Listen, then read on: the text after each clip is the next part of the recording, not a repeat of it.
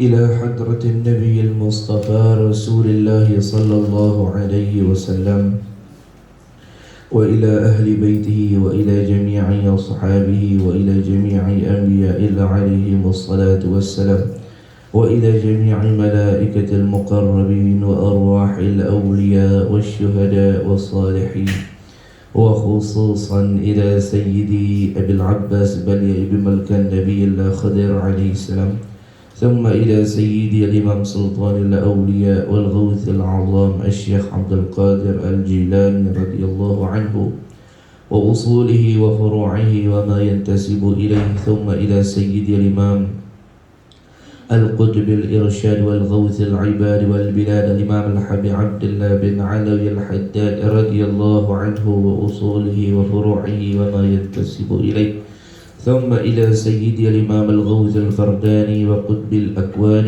أبي البدري شيخ محمد زيني بن عبد الغني العندروس مرتبورة رضي الله عنه وأصوله وفروعه ومشايخه وتلامذته وما ينتسب إليه ثم إلى جميع أهل بيت رسول الله صلى الله عليه وسلم في مشارق الأرض ومغاربها ولجميع أرواح الأولياء في مشارق الأرض ومغاربها ولجميع أرواح المقدسة ولجميع رجال الله الغيب ولجميع مشايخنا ولمعلمينا ولكافة المسلمين المسلمات والمؤمنين والمؤمنات شيء لله لهم الفاتحة. أعوذ بالله من الشيطان الرجيم. بسم الله الرحمن الرحيم. الحمد لله رب العالمين الرحمن الرحيم مالك يوم الدين إياك نعبد وإياك نستعين اهدنا الصراط المستقيم صراط الذين أنعمت عليهم غير المغضوب عليهم ولا الضالين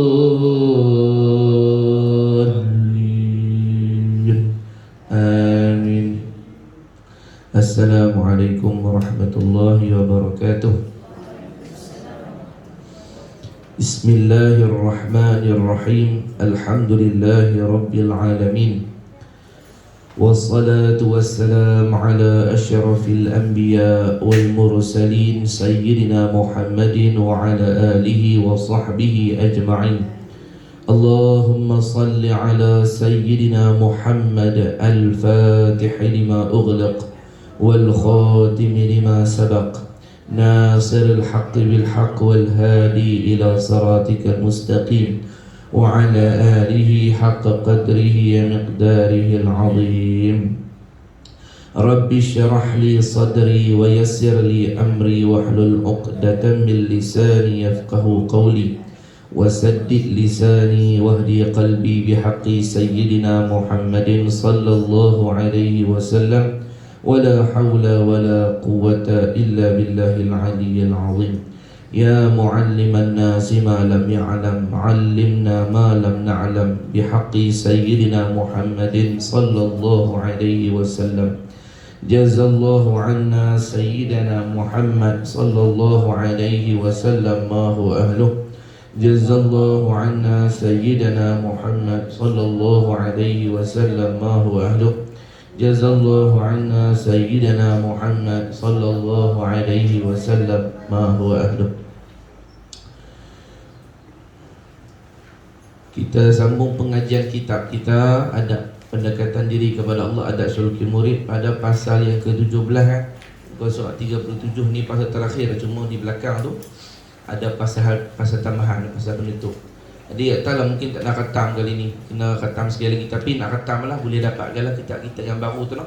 Tak lama dah kita ni insya-Allah. Sebab bab ni bab yang panjang.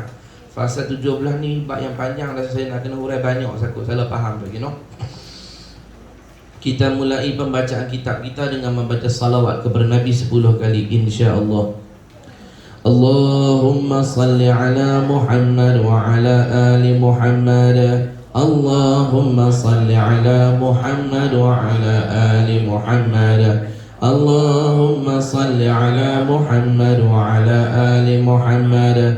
Allahumma salli ala Muhammad wa ala ali Muhammad. Allahumma salli ala Muhammad wa ala ali Muhammad. Allahumma salli ala Muhammad wa ala ali Muhammad. Allahumma salli ala Muhammad wa ala ali Muhammad. Allahumma salli ala Muhammad wa ala ali Muhammad. Allahumma salli ala Muhammad wa ala ali Muhammad. Allahumma salli ala Muhammad wa ala ali Muhammad. Bismillahirrahmanirrahim. Qala al-musannifu rahimahullahu ta'ala wa nafa'ana bi'ulumihi wa bi'asrarihi fid daraini. Amin ya rabbal alamin. Fasal yang ke-17, para ahli suluk. Semula saya sebut ahli suluk, iaitu orang yang menjalani jalan akhirat, orang yang mula mendekatkan diri kepada Allah dengan barang yang wajib dan barang yang sunat, serta meninggalkan perkara yang menjauhkan daripada Allah, daripada barang yang haram dan juga makruh. Maka ahli suluk, dia kata, di antara adab orang yang berjalan kepada Allah juga wajiblah. Dia sebut wajib, mana kata bila sebut wajib, ma la budda minhu, barang yang tidak dapat, tidak kena usaha buat. Wajib apa? Mengambil berat soal persahabatan, iaitu bersahabat dengan orang-orang yang baik dan mendampingi orang yang soleh. Kerana kita ini seperti mana orang yang kita temani, siapa yang kita berkawan, itulah kerohanian kita. Kalau kita berkawan dengan orang yang asyik cakap pasal dunia, itulah kerohanian kita. Kalau kita berkawan dengan orang yang asyik sebut pasal akhirat, begitu juga kerohanian kita. Sebab tu hati-hatilah. Kadang-kadang kita ni duduk di aliran agama dah, tapi guru kita tu banyak guru yang ajak pasal dunia. Maka rohani kita pergi ke dunia jugalah. Walaupun kita memang mengaji agama, otak kita fikir duit. Sampai tahap ni memang mengaji ni, dia fikir duit ni. Apa cara ni ramai-ramai ni kalau buat bisnes apa ni, duit masuk ni dia kata. Dia fikir dia buat bisnes apa, dia kata, kita buat meja. Siapa nak beli meja, harga dia sekian-sekian. Allah, tak payah daya nak basuh. Pasal apa? Pasal dia ada guru, tapi dia ada juga guru dunia yang banyak dia ambil daripada dia. Maka kerohanian dia akan jadi kerohanian ahli dunia. Sebab tu hati-hati dengan siapa kita kawan. Ulama sufi kata, manusia ni nak jadi baik, tak jadi baik, tiga golongan ni main peranan penting nak jadi elok tak elok. Pertama tuan, mak ayah penting. Kadang-kadang dia hantar anak dia sekolah agama, masuk apa dia ni, seridu ke, masuk tadika pasti ke, masuk sekolah apa dia agama Kedah ke, agama Baling ke, tak kira lah. Bagus dia hantar sekolah agama, tapi di rumah tak ada suasana agama. Sedangkan yang mula-mula nak bentuk kerohanian budak daripada kecil, mak ayah dulu. Bahkan ada satu orang, dia pergi jumpa satu orang Habib di Yaman, satu orang wali Allah. Dia tanya, Habib, macam mana saya nak didik anak, orang lelaki lah, macam mana saya nak didik anak saya jadi soleh? Habib tanya, Allah SWT, kamu ni tanya ni untuk ke depan nak kahwin ke, ataupun kamu ni dah kahwin? Dia, saya dah kahwin. Berapa tahun dah kahwin? Dia kata, baru 2 tahun. Dah lambat kan? Dah terlambat. Terlambat macam mana? Dia kata, kalau hang nak anak yang baik, bukan waktu kahwin. Sebelum kahwin, hang kena cari isteri yang baik untuk jadi mak kepada anak-anak hang. Sebab takkan mungkin terbit anak yang baik secara hukum adat kalau mak ayah dia kerohanian dia selera. Tak boleh. Sebab nanti anak tu akan minum susu daripada ibu dia. Kalau perangai ibu tu buruk, turun perangai anak tu yang diusulkan. Sebab tu kita baca dulu kat dalam Maulid Nabi kita salam, Nabi kita disusui oleh 10 orang. Antaranya pertama kali mak Nabi kita Sayyidatina Aminah binti Wahab radhiyallahu anha bani Zuhrah. Kemudian Nabi disusulkan juga oleh Halimatus Sa'diyah. Kemudian Ibnu Al-Awatik, ada 3 orang nama Atiqah, dan beberapa orang yang kita sebut, ada 10 orang. Yang mana ulama ada 10 orang ni semuanya Allah takdirkan yang husu Nabi tu orang yang akhlak dia elok-elok. Pasal apa? Ar-radha yughayyiru ittiba'. Bapa Saleh kata, menyusu ni mengubah tabiat manusia. Sebab tu salah bagi menyusu, jadi tak tahu halal. Tu Bapa Saleh kata hani haru biru, banyak menyusu lembu. Jadi panggil lembu. Bodoh, cakap tak faham. Menyusu. Sebab tu tuan-tuan, di Yaman, amalan orang perempuan sana, kalau mereka dapat anak-anak menyusu, lepas daripada mereka dah boleh berwuduk, mereka akan berwuduk dulu baru menyusu anak. Dan mereka takkan menyusu kecuali bismillah dan salawat dulu baru anak dia menyusu. Supaya minta berkat menyusu ni masuk, anak dia jadi orang soleh. Orang soleh lah, wali Allah, orang alim. Itu penting. Mak ayah dulu. Kemudian pula yang dimaksudkan mak ayah ni main peranan ialah pemakanan. Kadang-kadang dia hantar sekolah tahfiz, tapi di rumah tak jaga makan ikut dah. Sedangkan awak you eat. Engkau apa yang kau makan? Dia bagi macam-macam pelik-pelik kat anak dia, tapi dia nak hafal 30 juzuk. Oh, cerita dia jauh lagi nak hafal 30 juzuk. Payah. Kalau hafal pun akhlak tak jadi, makan. Dan kadang-kadang mak ayah tak belajar agama, dia masak pun tak ikut hukum. Kadang-kadang dia beli ayam, dia potong-potong dia nak masak, dia rendam dalam besen, dia bubuh dalam besen, dia bubuh ayam dalam besen tu, dia kocok ayam sikit, terus lagi dia nak bubuh kunyit ke apa-apa. Sedangkan ayam tu tak dilimpahkan, tu muntah najis tu. Makanan tu ada najis tu kita makan. Darah tu tak melimpah. Ayam dia bukan ayam mutlak. Lepas tu dia bubuh kunyit, goreng. Makan anak tu, makan benda haram masuk dalam hati dia, gelap mata hati dia.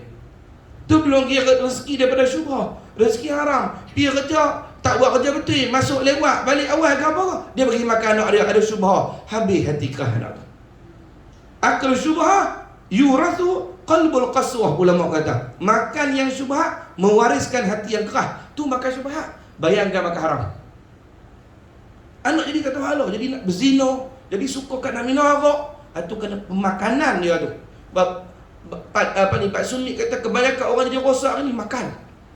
Makan itu macam-macam campur.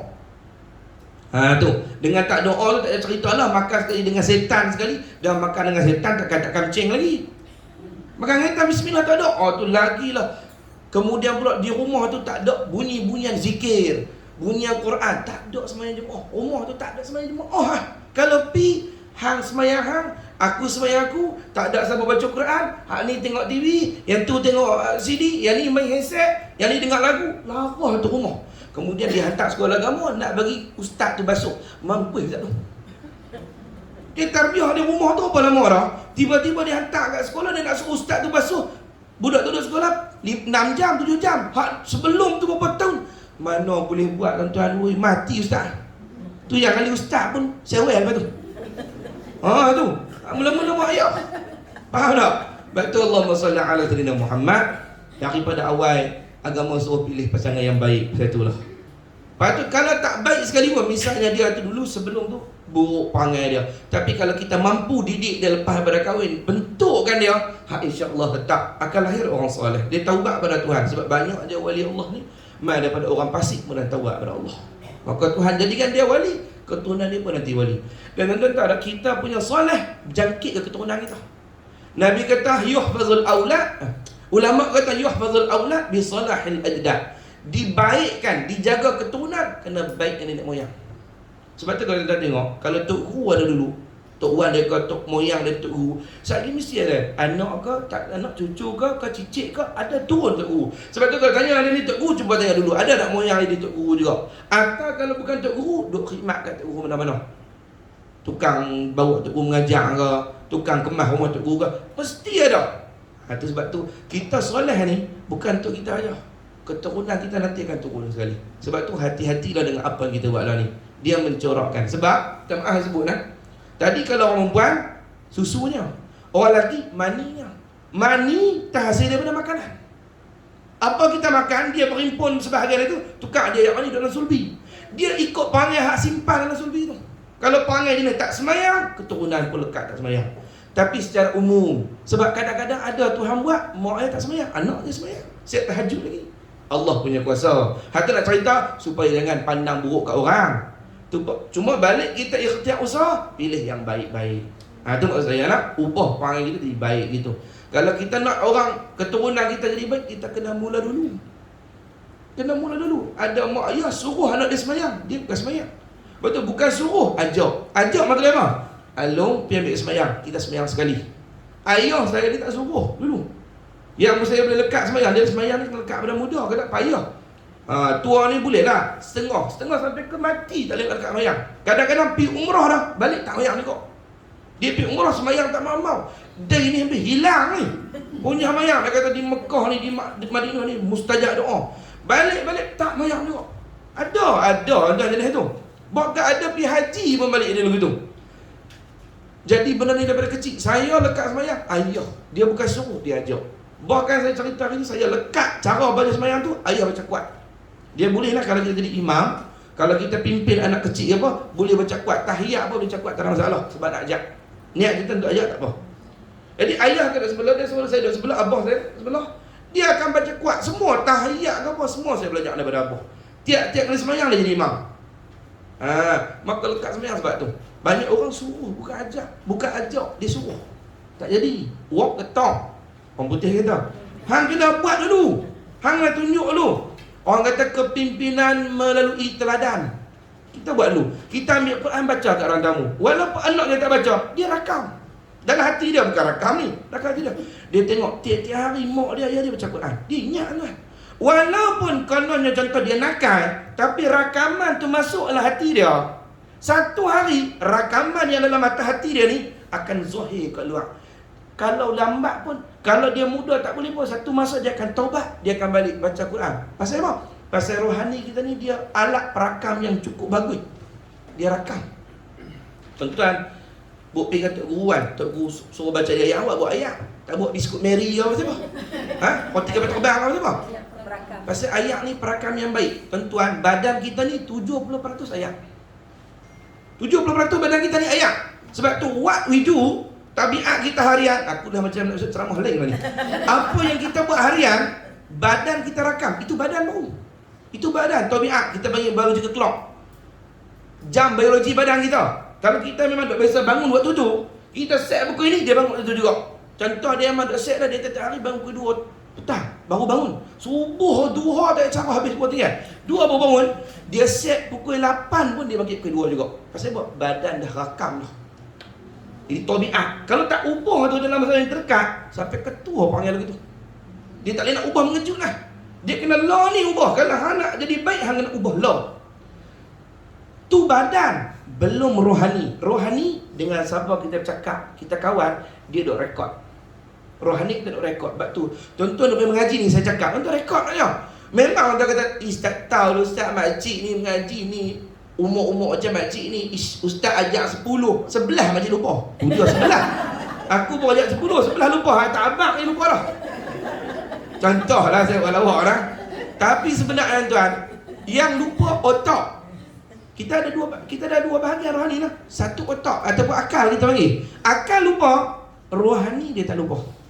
Bila tak lupa maksudnya apa? Bila kita perlu ada muncul perkataan tu. Contoh, saya pernah pesan jangan buat macam ni. Tentu lupa mengaji hari tu. Tapi bila sampai masa tu, teringatlah ustaz pernah sebut yang ni tak boleh. Rohani kita rekod. Sebab tu tuan-tuan, budak-budak kecil-kecil umur 3 tahun, 4 tahun, bukan dia ingat sampai ketua otak dia. Tapi rohani dia tengok ayah dia semayang. Dia tengok, bahkan faham benda apa yang dia nak buat. Tapi rohani rekod. Sebab tu kita bawa anak kita pergi jumpa Tok Guru kan. Kita bawa bubuh atas riba kita. Kita duduk sembang dengan Tok Guru. Anak tu duduk atas riba. Dia tengok muka Tok Guru tu, hati dia rakam. Rohani dia rakam. Maka nanti kesan daripada dia rakam muka wali tu, dia akan menuju ke itu. Rohani dia nak jadi macam wali tu. Itulah kita tengoklah, perhati. Satu, mak ayah. Tu dia, tang tu berkurang mak ayah. Yang kedua, tentang ulama kata yang mempengaruhi satu orang manusia tu ialah guru dia. Guru dia. Pilih siapa nak jadi tok guru kita. Bukan sembarang main kutip. Ni asal nampak pakai serban ni cium kaki.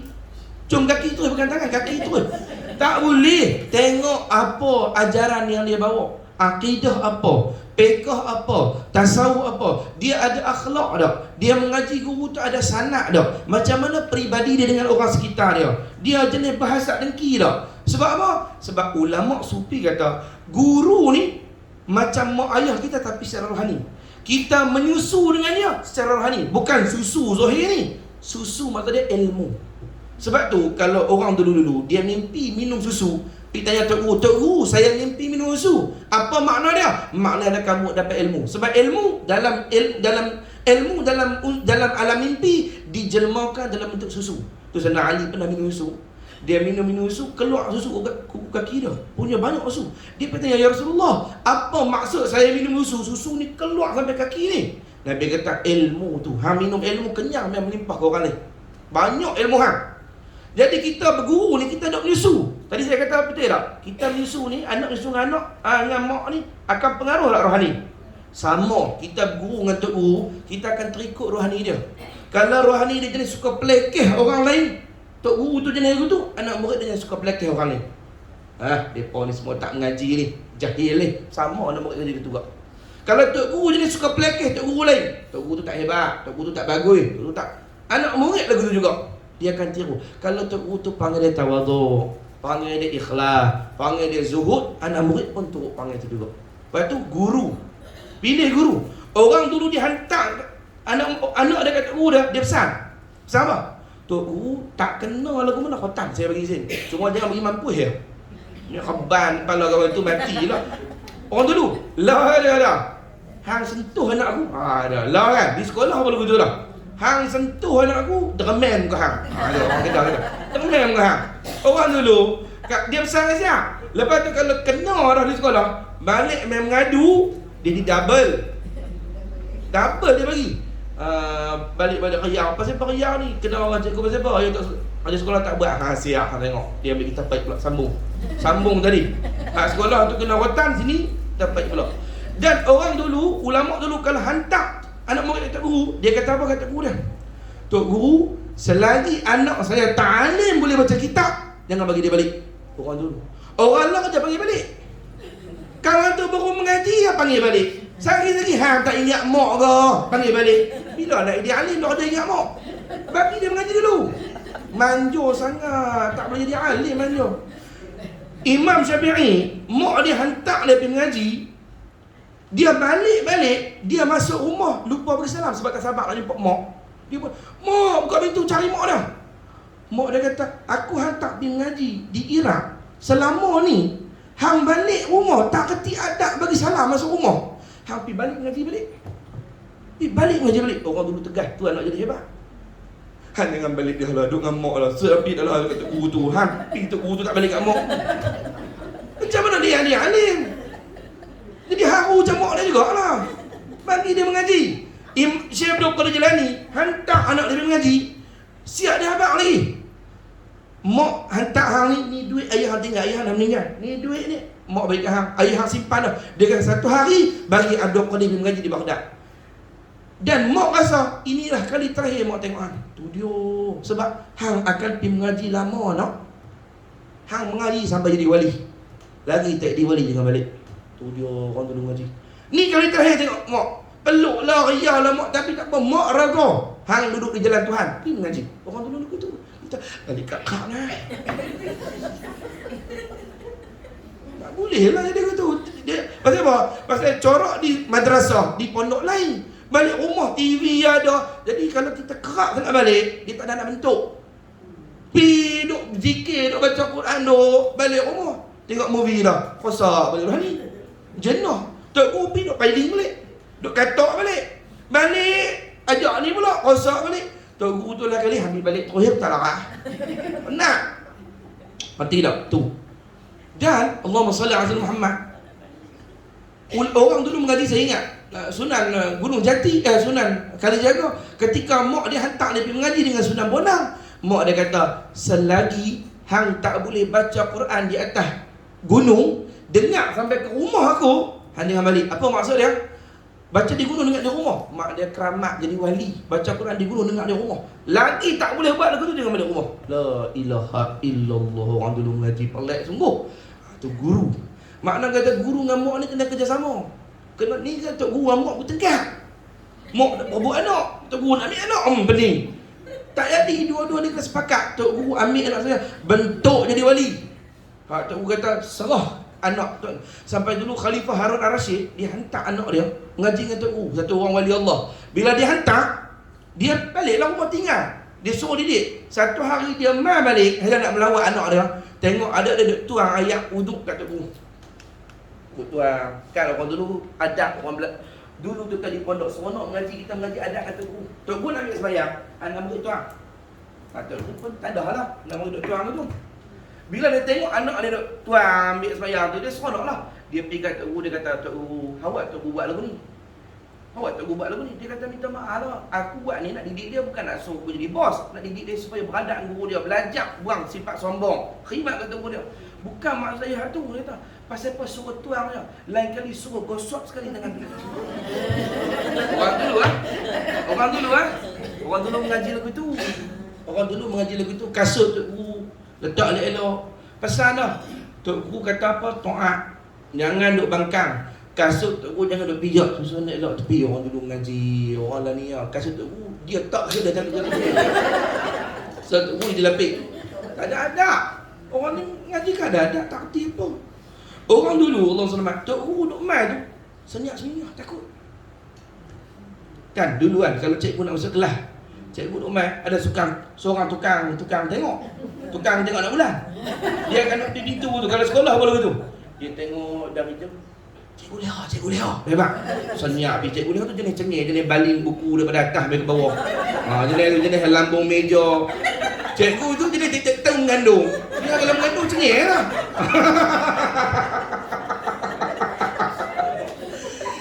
Dia kan dia cengih. Tak payah. Dia kalau masuk ajar tak tulis tarikh ke, tarikh tersilap 2023 dia tulis 2022. Buku tu lepas bawah. Dia baling turun. Dia cengih. Mai atas depan mengandung lagi. Cengih lagi. Lagu tu lah. Kata tak? Cikgu cantik lah tengok lawak. Cikgu jadi cengih. Tak payah tu. Ada yang di cikgu leha ni macam cengih ni. Pengetua pun takut kat dia. Apa? Pengetua cakap panjang sikit dia. Setakat ni lah ucapan saya pada pagi ni. Cikgu leha. Oi cikgu leha dia dahsyat tu. Sama-sama melawak dah nak pergi lah mengantuk. Nak pergi lah mengantuk. Dia kata apa kena mengena je lah. Aku nak pergi lawak pergi lah mengantuk. Sambung Allahumma salli ala Muhammad. Tak pernah ada aku pecik leha. Lupa dah. Tu.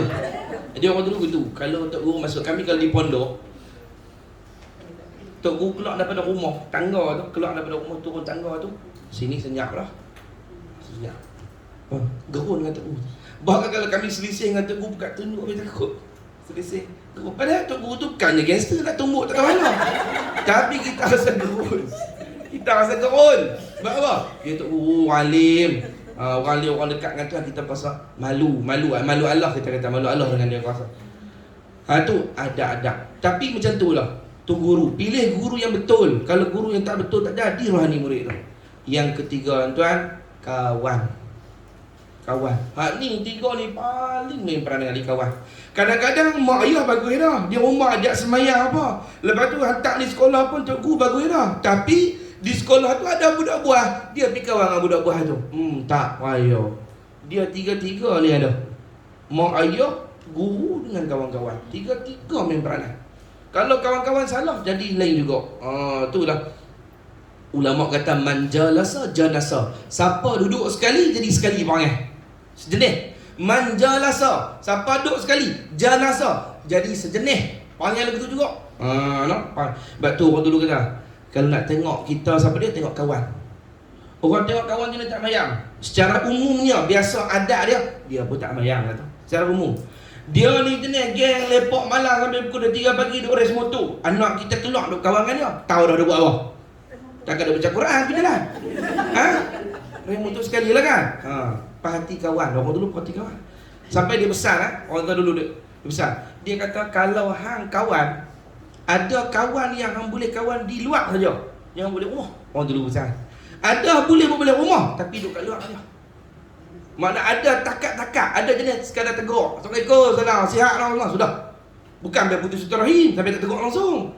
Takat. Ada kawan kita boleh masuk barang tamu. Boleh sebab dia berjaga rahsia dalam rumah kita. Jenis bukan bercerita bukan-bukan apa semua tengok adik perempuan kita, bukan jenis tu. Ada sampai tak bilik boleh masuk tidur sekalian kita. Kawan rapat macam satu keluarga dah. Pasal apa? Ikut dia punya baik peribadi dia, kita boleh buat kawan betul mana. Tu orang dulu dia perhati tu. Nabi Ibrahim dan setengah pada kawan tu isteri lah pasangan kalau kahwin. Pasangan kita mencorak kita, suami boleh corak isteri, isteri pun boleh corak suami. Betul ya tu. Kalau jenis lelaki balas semayang, isteri semayang lama-lama dia pun terlepas satu solat, dua solat ikut suami. Kadang-kadang isteri balas semayang, suami dia kuat, suami dia semayang, dia kuat, dia bentuk isteri dia buat lekat semayang. Kadang-kadang dua-dua tak semayang, dua-dua saling membentuk, dua-dua tak semayang. Tak payah tu. Tu Nabi Ibrahim kan, dia main tengok anak dia Ismail, lama tak jumpa, tengok. Dengar kata Nabi Ismail kahwin dah. Orang dulu duduk jauh, Nabi Ibrahim duduk tak mana Babylon, Nabi Ismail duduk mana? Duduk Mekah ni. Bila mai tengok anak dia kahwin, Mama, Assalamualaikum. Bahasa saya adalah salam, buka pintu. Cari siapa ni? Dia tak kenal betul, dia tak boleh jumpa. Cari siapa ni? Cari gini, tak apa. Dia kata, nanti kalau suami kau balik, dia tak tutup betul dah. Kalau suami kamu balik, bagi tak dia tukar pintu. Pintu tak apa elok. Tu bahasa kia. Pintu tak apa elok. Sebab cakap lebih kurang. Jemput apa ni, bercakap lebih kurang, tak ada hormat kat orang tua. Dia suruh tukar pintu. Bila balik isteri habaq ada satu orang lelaki mai tadi suruh tukar pintu. Nabi Ismail tahu makna kata ni bukan perempuan yang baik. Cerai. Kahwin lain. Nabi Ibrahim lagi ada rat 3 kali Nabi Ibrahim. Sampai kali keempat kot baru Nabi Ibrahim kata kat Nabi Ismail, pintu ni eloklah, saudara tukarlah. Isteri elok. Isteri elok. Dia macam pintu isteri ni, dia punca rezeki. Hak elok-elok saudara rumah.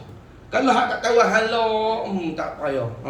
Tu sampai tahap tu dah. Agama ni dia perhati sampai tahap tu. La ilaha illallah. 3 lah. Tadi apa dia? Mak ayah, guru dengan sahabat. Jadi kita ni Allahumma salli ala sayyidina Muhammad. Secara umumnya insya-Allah tuan-tuan ni semua dapat 3 ni, tapi kena perhati selalu. Perhati selalu. Hak mana meninggal mak ayah tak apa, laki orang lain pula guru, kawan, dengan siapa kita berkawan. Tu perhatilah rohani kita. Dia jenis kawan dengan semua orang main forex. Dia kalau nak buat apa tu? Dia kalau main forex tu kata, aku kata dah. Jangan kawan tak kata halau. Pilih hak bagus-bagus jenis mengaji. Dia kan dia rajin mengaji ingat, tapi kawan dia semua dia mengaji lah kali apa? Mengaji kau. Dia kata hang kawan kami lah marah, kami duk ajak main duit kut hang mau. Mengaji tak mau pula. Duit kut hang boleh gaduh kali. Ada labang tu. Dia mengaji. Lah kali malu-malu mengaji juga.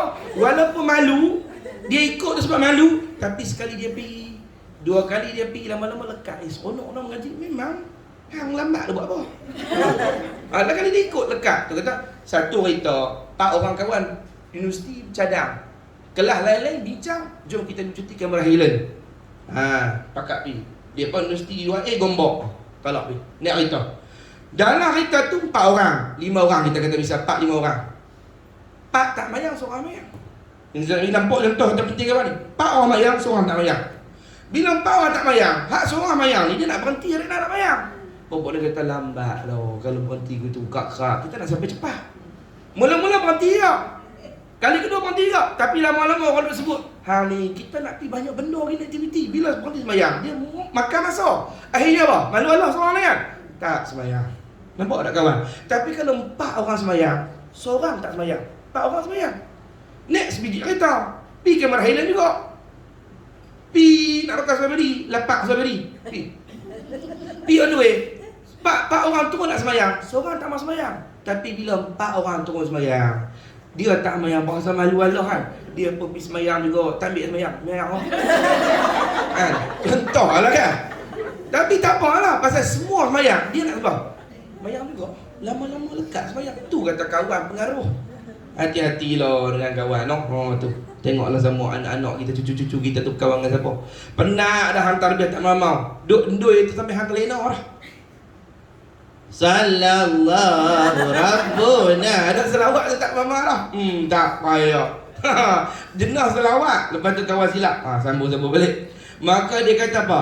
Para ahli suluk juga wajiblah mengambil berat soal persahabatan, iaitu bersahabat dengan orang-orang yang baik dan mendampingi orang soleh. Percaya cakap saya, kalau kita kawan dengan orang tu mesti jadi pecah orang tu satu hari nanti. Tu ulama kata, wallahi ma aflaha man aflaha illa bi suhbati man aflaha. Demi Allah, tidak jadi orang tu menang atau berjaya, tidak berjaya orang yang berjaya kecuali kena telah berkawan dengan orang yang berjaya. Hang bisnes, hang nak jadi businessman dia apa je lah. Hang nak kawan dengan tu businessman hak dia 10 hang, dia dah ada empire besar, hang kena kawan dengan dia. Dia kajak buat guni, buat guni, buat guni. Alhamdulillah lah. Sama lah rohani pun, hang nak jadi wali, hang kena kawan dengan tutup wali juga. Hang kena pergi ziarah wali-wali Allah, hang kena berdamping dengan tutup guru pondok, hang kena pergi mengaji kitab dengan dia kok. Lama-lama jadi alim lah. Ni hang nak jadi tutup guru, pergi berdamping artis. Dia nak ajak apa? Dia ajak menyanyi lah. Kerti tak? Tu. Tak kerti lah. Maka kemudian dia kata apa? Ni tempat dia, lepas dia hurai, kata suruh berkawan dengan orang soleh. Sini masalah dia nak hurai, dia kata apa? Mereka juga mestilah mendapatkan seorang pendidik hidupnya, yakni syekh yang soleh lagi mursyid, iaitu orang yang benar arif berkenaan soal agama, ahli dalam soal pendidikan jiwa, mengecapi nikmat hakikat iman, sempurna akal pemikirannya, lapang dadanya, elok pentadbiran hidupnya, mengenali dan memahami soal-soal kemanusiaan, serta mempunyai kemampuan dalam segenap sudut kehidupan. Hang kalau nak pergi ke Tuhan, tak mau hang kena datang orang guru yang dia ni pakar betul dalam mendidik jiwa. Dalam istilah sufi dipanggil Syekhul Mursyid. Syekh Mursyid. Dia syekh ni ada berapa jenis? Ini dia buat dalam kitab ni. Syekh ni ada berapa jenis? Dia ada syekhut ta'lim, ada syekhut tazkiyah, ada syekhut tasfiyah, ada syekhut tarbiyah, ada syekh wilayah, ada syekh tabarruk, ada syekh tahkim. Ada banyak jenis guru. Bukan semua guru yang boleh bawa kita sampai sempurna rohani. Ada guru macam saya kata tadi, kawan ada kat luar saja, ada sampai ruang tamu, ada sampai ke bilik boleh masuk. Guru boleh gitu. Ada guru sebatas kita pergi mengaji kitab aja. Maknanya kita pergi kat dia, dia hurai kita kitab bagi kita faham untuk kita buat beramal fardu ain hari kita. Selesai. Ada guru yang bukan sekadar ajar kitab, dia talkinkan kita amalan pula supaya kita buat. Dia ajak sembahyang duha baca guni, zikir ni baca ni, tahajud baca ni. Dia ajak kita buat amal pula. Tadi ilmu, ni dia bagi amal. Ada guru bukan takat ilmu, bukan takat amal, dia bagi maqam buat kita. Yakni dia pimpin kita sampai dapat maqam, dapat kedudukan di sisi Allah. Ini guru ni dipanggil Syekhul Mursyid, syekh yang mursyid, syekh yang memimpin rohani kita. Ni. Sekali saya hurai lah. Ada panjang huraian dia. Syekh Mursyid ni macam mana nak kenal apa tanda dia, apa amalan dia nak buat lagu mana. Sekali dia hurai. Tengok dia kata apa? Sekiranya seseorang itu bertemu dengan guru yang seumpama ini, yakni guru yang pakar bab tarbiyah hati, arif dia bab jiwa, bersih hati dia, elok peribadi dia, sempurna akal dia, sempurna iman dia, dia dah sampai dah pada Tuhan, maka rebutlah peluang yang sangat berharga. Sebaik-baiknya jadikanlah diri sebagai pelajarnya, ambillah didikan dan tunjuk ajar dalam segenap urusan hidup, berusaha untuk mencontohi segala yang terbaik dari bicara dan perilakunya, kecuali hal yang hanya berkaitan dengan pribadinya. Kalau jumpa guru macam ni, dia kata ikut dia, jadi nak murid dia, belajar dengan dia, minta supaya kita diterima. Jangan suruh, ni ambil nak murid, tu suruh bodoh. Bukan lagu tu. Tok guru, saya nak jadi anak murid boleh tak? Saya nak belajar boleh tak? Saya nak berdampingan guru boleh tak? Guru kata kamu tak bersedia lagi, belajar dengan guru dulu, nanti sampai masa baru kamu main kat saya. Tu ikut arahan dia lah. Sebab kalau tak sampai masa kita pergi duduk, kita tak boleh nak turut, berat. Arahan-arahan yang dia nak bawa tu berat. Mungkin sesuai untuk orang ni, tak sesuai untuk orang ni, tak sampai lagi masa dia. Ibarat kita suruh budak sekolah rendah pergi belajar matematik tambahan, pening budak tu. Macam dia baru duk kira, Abu ada 5 biji apple, Ali meminta 3 biji apple dari dia. Hang suruh dia belajar matematik tambahan, mati ke mana tu? Abu ada 5, 1, 2, 3, 4, 5. Baru duk bilang lagu tu. Ali meminta 2 dari dia. Berapa biji apple yang tinggal? Dia putus dia 5 juga. Cikgu tanya, kamu ni tak faham soalan ke? Abu ada 5 biji apple, Ali minta 2, tinggal 3. Dia kata dok, ada 5 juga. Pasal apa? Abu tak bagi. Aku tak bagi. Jadi dia 5 juga. Bazar pun kedekut. Nanti tak? Nak cerita lah. Dia baru duduk lagu tu suruh dia belajar additional matematik tambahan. Pening kepala dia. Kejuruteraan awam. Mampu dah. Faham tak? Serupa tu lah. Murid tu, dia baru duduk belajar bab rukuk wudu. Rukuk wudu pun tak tahu halal. Kadang-kadang basuh kaki dulu baru tangan. Contoh lah nak abang ada bengong semua ni. Kaki dulu, buka-buka pek kaki dulu. Bismillahirrahmanirrahim. Kaki dulu, sekali pun tangan. Kaki dulu tu, tiba-tiba nak suruh pergi mengaji dalam bab urusan rohani yang halus-halus dah ni. Tak boleh, bukan makam dia lagi, nanti dia pening. Mengaji dulu fardu ain. Lepas mengaji fardu ain, carilah guru yang betul-betul boleh didik rohani kita jadi orang soleh, orang yang dekat dengan Tuhan, orang yang diredai Tuhan, orang yang mewarisi akhlak Muhammadiyah, akhlak Nabi Muhammad. Itu Syekh Mursyid. Syekh Mursyid ni maksud dia, istilah orang sufi lah, guru yang dia ubah rohani kita daripada buruk menjadi panggil Rasulullah. Itu bahasa mudah lah untuk saya hurai pada umum. Guru yang ubah rohani kita daripada panggil buruk jadi panggil Rasulullah. Maksud dia macam ni, dulu kita duk mengaji dah agama. Dia mengaji agama dia perlu tentu ubah perangai kan. Ada orang mengaji agama panggil buruk juga. Ada. Mengaji agama tapi satgi bab faraid tanah tak kena orang kerja. Dia ambil lebih tanah. Padahal mengaji agama, dia paling rajin mengaji sekali. Tak ada ustaz mai dia tak pergi. Ustaz mai daripada Johor dia mengaji. Ustaz Sembilan dia mengaji. Ustaz daripada Hong Kong dia mengaji. Dia mengaji habis. Tapi sehari kalau bab bahagi tanah, dia ambil banyak kat dia bagi sikit kat orang lain. Tak beramai juga. Tapi ilmu rajin. Faham tak? Dia tak tahu kata nak kena goda ilmu je dah macam ilmu. Bahagi tanah tak betul. Bumi duk tunggu nak kapit hang aja kan. Tak lama hari dia kapit ni. Ni nak kapit hang ni. Tapi dia kira macam ilmu. Dia jenis tumpu ibadah rohani selera. Hati dia kotor. Ada. Pergi umrah ni 8 kali dah. Tapi kalau balik, duk mengadu domba. Bagi jiran ni dengan jiran ni bertengkar. Bagi adik-balik ni bertengkar. Dia ni suka pelaga orang. Ada. Pasal apa tu? Dia tumpu ibadah. Hati dia tak bersih. Dia mengaji agama. Rajin tahajud. Tapi suka mengumpat. Buka ayat kau ni. Cerita ayat kau ni. Mengaji agama. Tapi sombong. Tengok orang lain semua nampak bodoh, jahil. Dia seorang yang soleh dalam kampung ni. Dalam kampung ni, dia adalah yang paling bagus. Kuat tahajud. Ni dia orang ada ilmu, ada amal. Akhlak tak jadi. Ni nak ubah, kena jumpa guru yang mursyid. Guru yang boleh ubah hati dia tu. Bukan semua orang boleh. Sebab mak ayah pun boleh tentu boleh ubah hati kita. Dia kena guru yang pakar. Dia pandai twist kita dengan rohani dan dengan amalan dia bagi. Dia ubah kita. Daripada dulu kedekut. Allah kedekut pahit loh. Orang main kedekut apa? Tak hidung. Dia kasar. Kedekut tak hidung masih. Kedekut sungguh. Tapi lepas mengaji dengan Tok Guru tu, alhamdulillah, lagi kedekut. Tu tak betul. Kalau lagi kedekut tu, makna kata guru tu bukan guru mursyid, tak sampai tahap ni. Tapi guru mursyid dia macam ni. Dulu dia kedekut. Elok berjumpa guru tu, dia duduk kawan-kawan. Lepas pada tu kedekut dia hilang. Dia suka sedekah. Hampir orang, bang mahal ni bang terbiak ke apa? Dulu lah kau. Kalau dia suruh siapa-siapa tolong beli barang, lebih sekupang boleh minta. Baki kan? Duit baki sekupang minta. Dia kata apa? Sekupang pun duit. Kedekut. Tapi lah ni, kalau dia suruh beli barang, lebih RM3, dia tak ambil lah. Lepas tu dia rajin buat kenuri. Dulu tak suka buat kenuri. Lah ni buat kenuri. Setahun dah ada 3 kali ada buat kenuri, panggil orang makan-makan rumah dia, buat tahlil ke apa-apa. Beza. Tu guru mursyid. Makna kata dia jumpa guru mursyid, ubah orang ni dah. Dia buang dia dekut. Dulu panah barang. Jangan loh. Apa yang tak pecah rumah tu? Apa?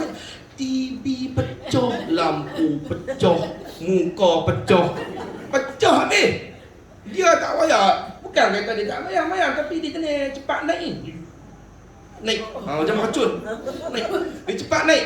Tapi lepas mengaji kat tu pun dia slow sikit. Dia taklah hilang tu, dia slow sikit. Dia nak marah pun, dia ni tak payah, kecil sangat benda ni, marah pun nampak tak elok. Dia dah boleh fikir. Dulu dia tak kira kecil ke besar ke, aku nak naik. Berikan ayat masak tak?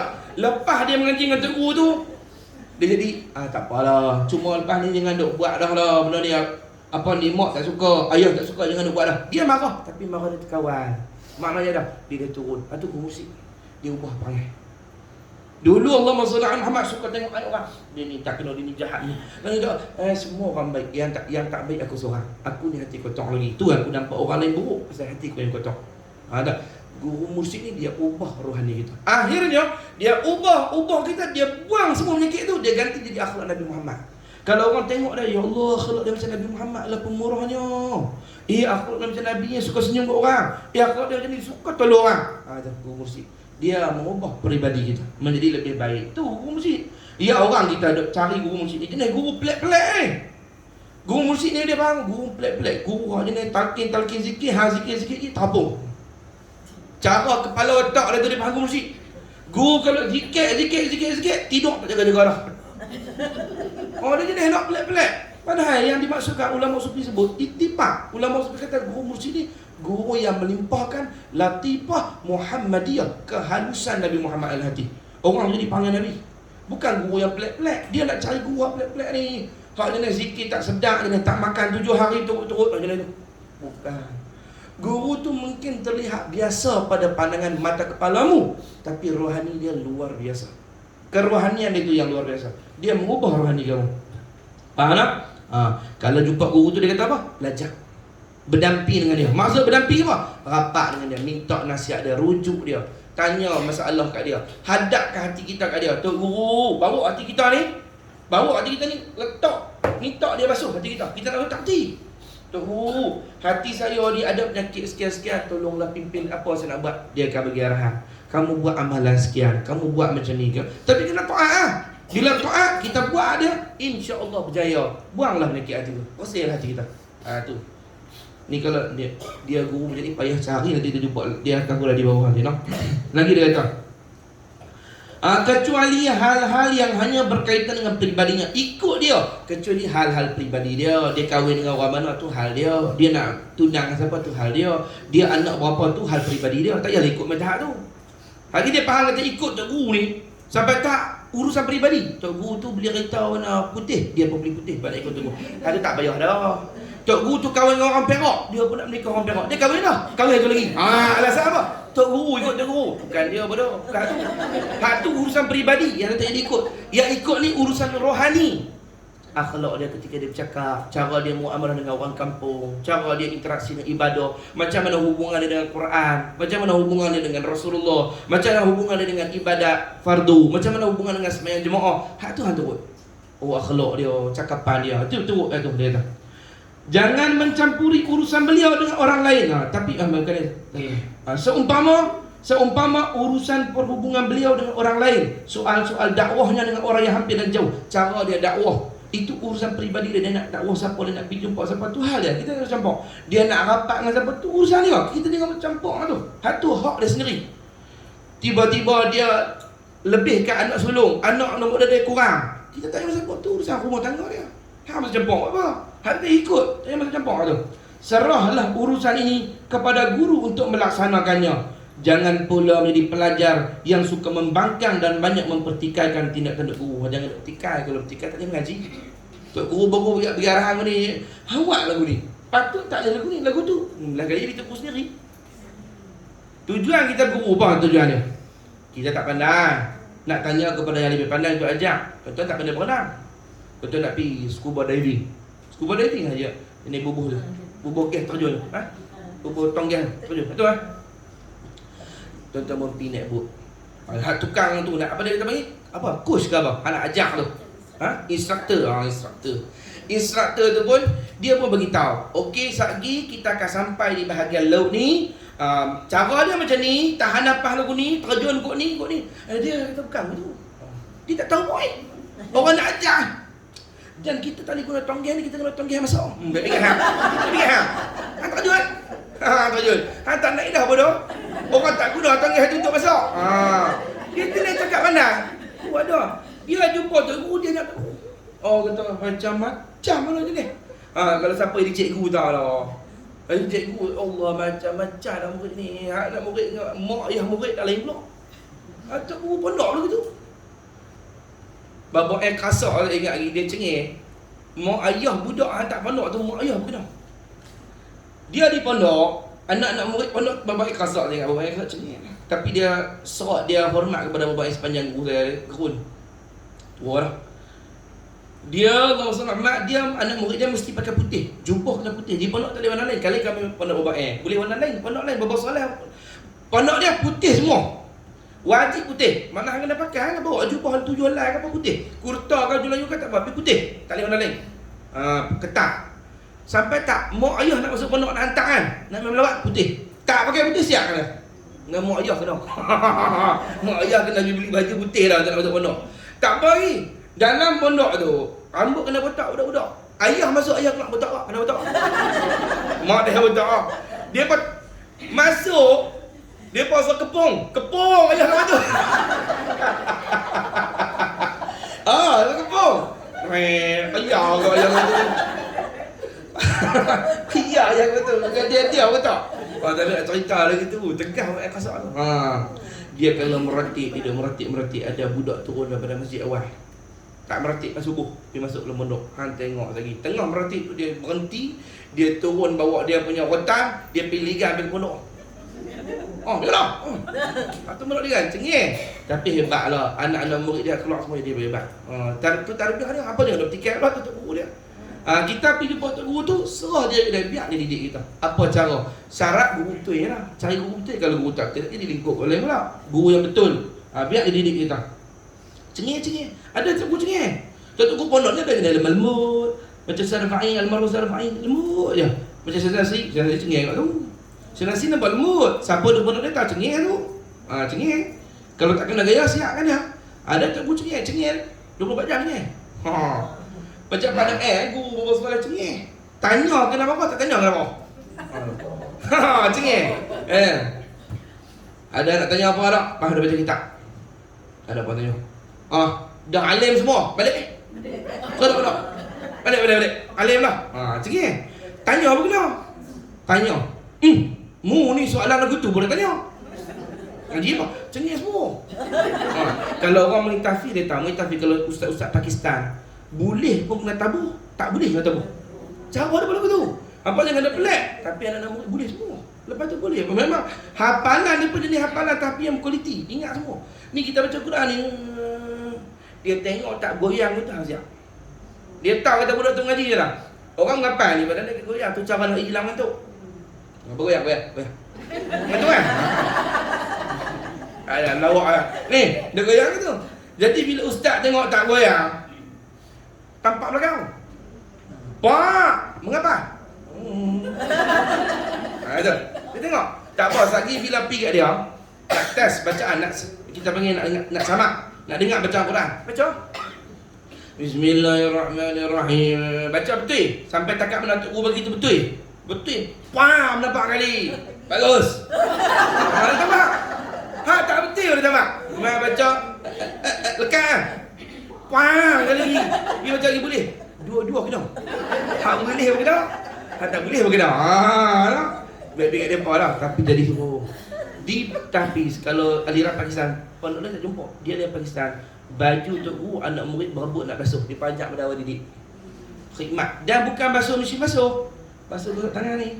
Sampai lekat tabiat tu, jadi tok guru dah. Dia jadi ustaz tahfiz dah, buka tahfiz negeri. Tok guru dia contoh daripada Pakistan memang lawak. Memang lawak. Dia ustaz dah. Anak murid dia jadi ustaz dah, buka pondok lama dah. Tok guru daripada Pakistan memang lawak. Lekat tabiat tu, bagi tok guru minta nak basuhkan tangan. Dia jadi ustaz dah. Tu, tarbiyah. Basuh ni sampai kata dia basuh tangan ni, kuku ni sampai jadi terkoyak. Punya banyak basuh baju tok guru. Maulana apa saya terlupa dah. Malam tok guru dia mai dari Pakistan, mai ziarah seminggu. Dia tidur sandak kat ini. Sandak ini. Orang dulu ngaji pelik tu. Bilik tok guru depan tu. Dia buat bilik khas. Bilik tu bilik khas. Dia buat semua. Bukan anak murid dia suruh khidmat. Dia khidmat nama dia tok guru dah. Tapi tok guru dia kan. Dia khidmat walaupun dia tok guru. Semua tilam dia buat sendiri. Tidur ni bilik tok guru dia tak boleh. Pasal apa tidak boleh? Saya takut sekali bila tiba-tiba tok guru buka pintu nak minta apa-apa dia tak ada. Sampai hitam mata bawah ni. Punya kurang tidur. Seminggu dia khidmat kat tok guru semua. Orang dulu ngaji hebat semua tu jadi berkat. Dia bertiru macam zaman sahabat khidmat Rasulullah. Sahabat khidmat dulu. Rabi'ah al-Aslamiyah khidmat kat Nabi lagu tu. Tak boleh dengar bunyi lah tu. Dengar bunyi sikit ke apa kan? Bunyi Nabi pijak kat rumah dulu. Ada kayu apa sikit. Bunyi apa sikit lah. Ya Rasulullah, ada apa? Tak boleh dengar apa langsung. Khidmat punya kuat. Kita ada murid Lena teru panggil dia besok. Tolong Sah. Tolong Sah. Tolong Sah. Oh, kalau ni ya Allah kacau. Tapi dia di mana? Dia di mana? Duduk. Saya tu buka pintu. Maaf ya Maulana. Dia beri Maulana Pak Ulama dari India. Ya Maulana. Apa yang nak suruh saya tolong? Saya nak ayat untuk. Tolong tuang apa semua. Habis apa semua Maulana nak bagi tak ada apa. Baru duduk boleh. Duduk boleh.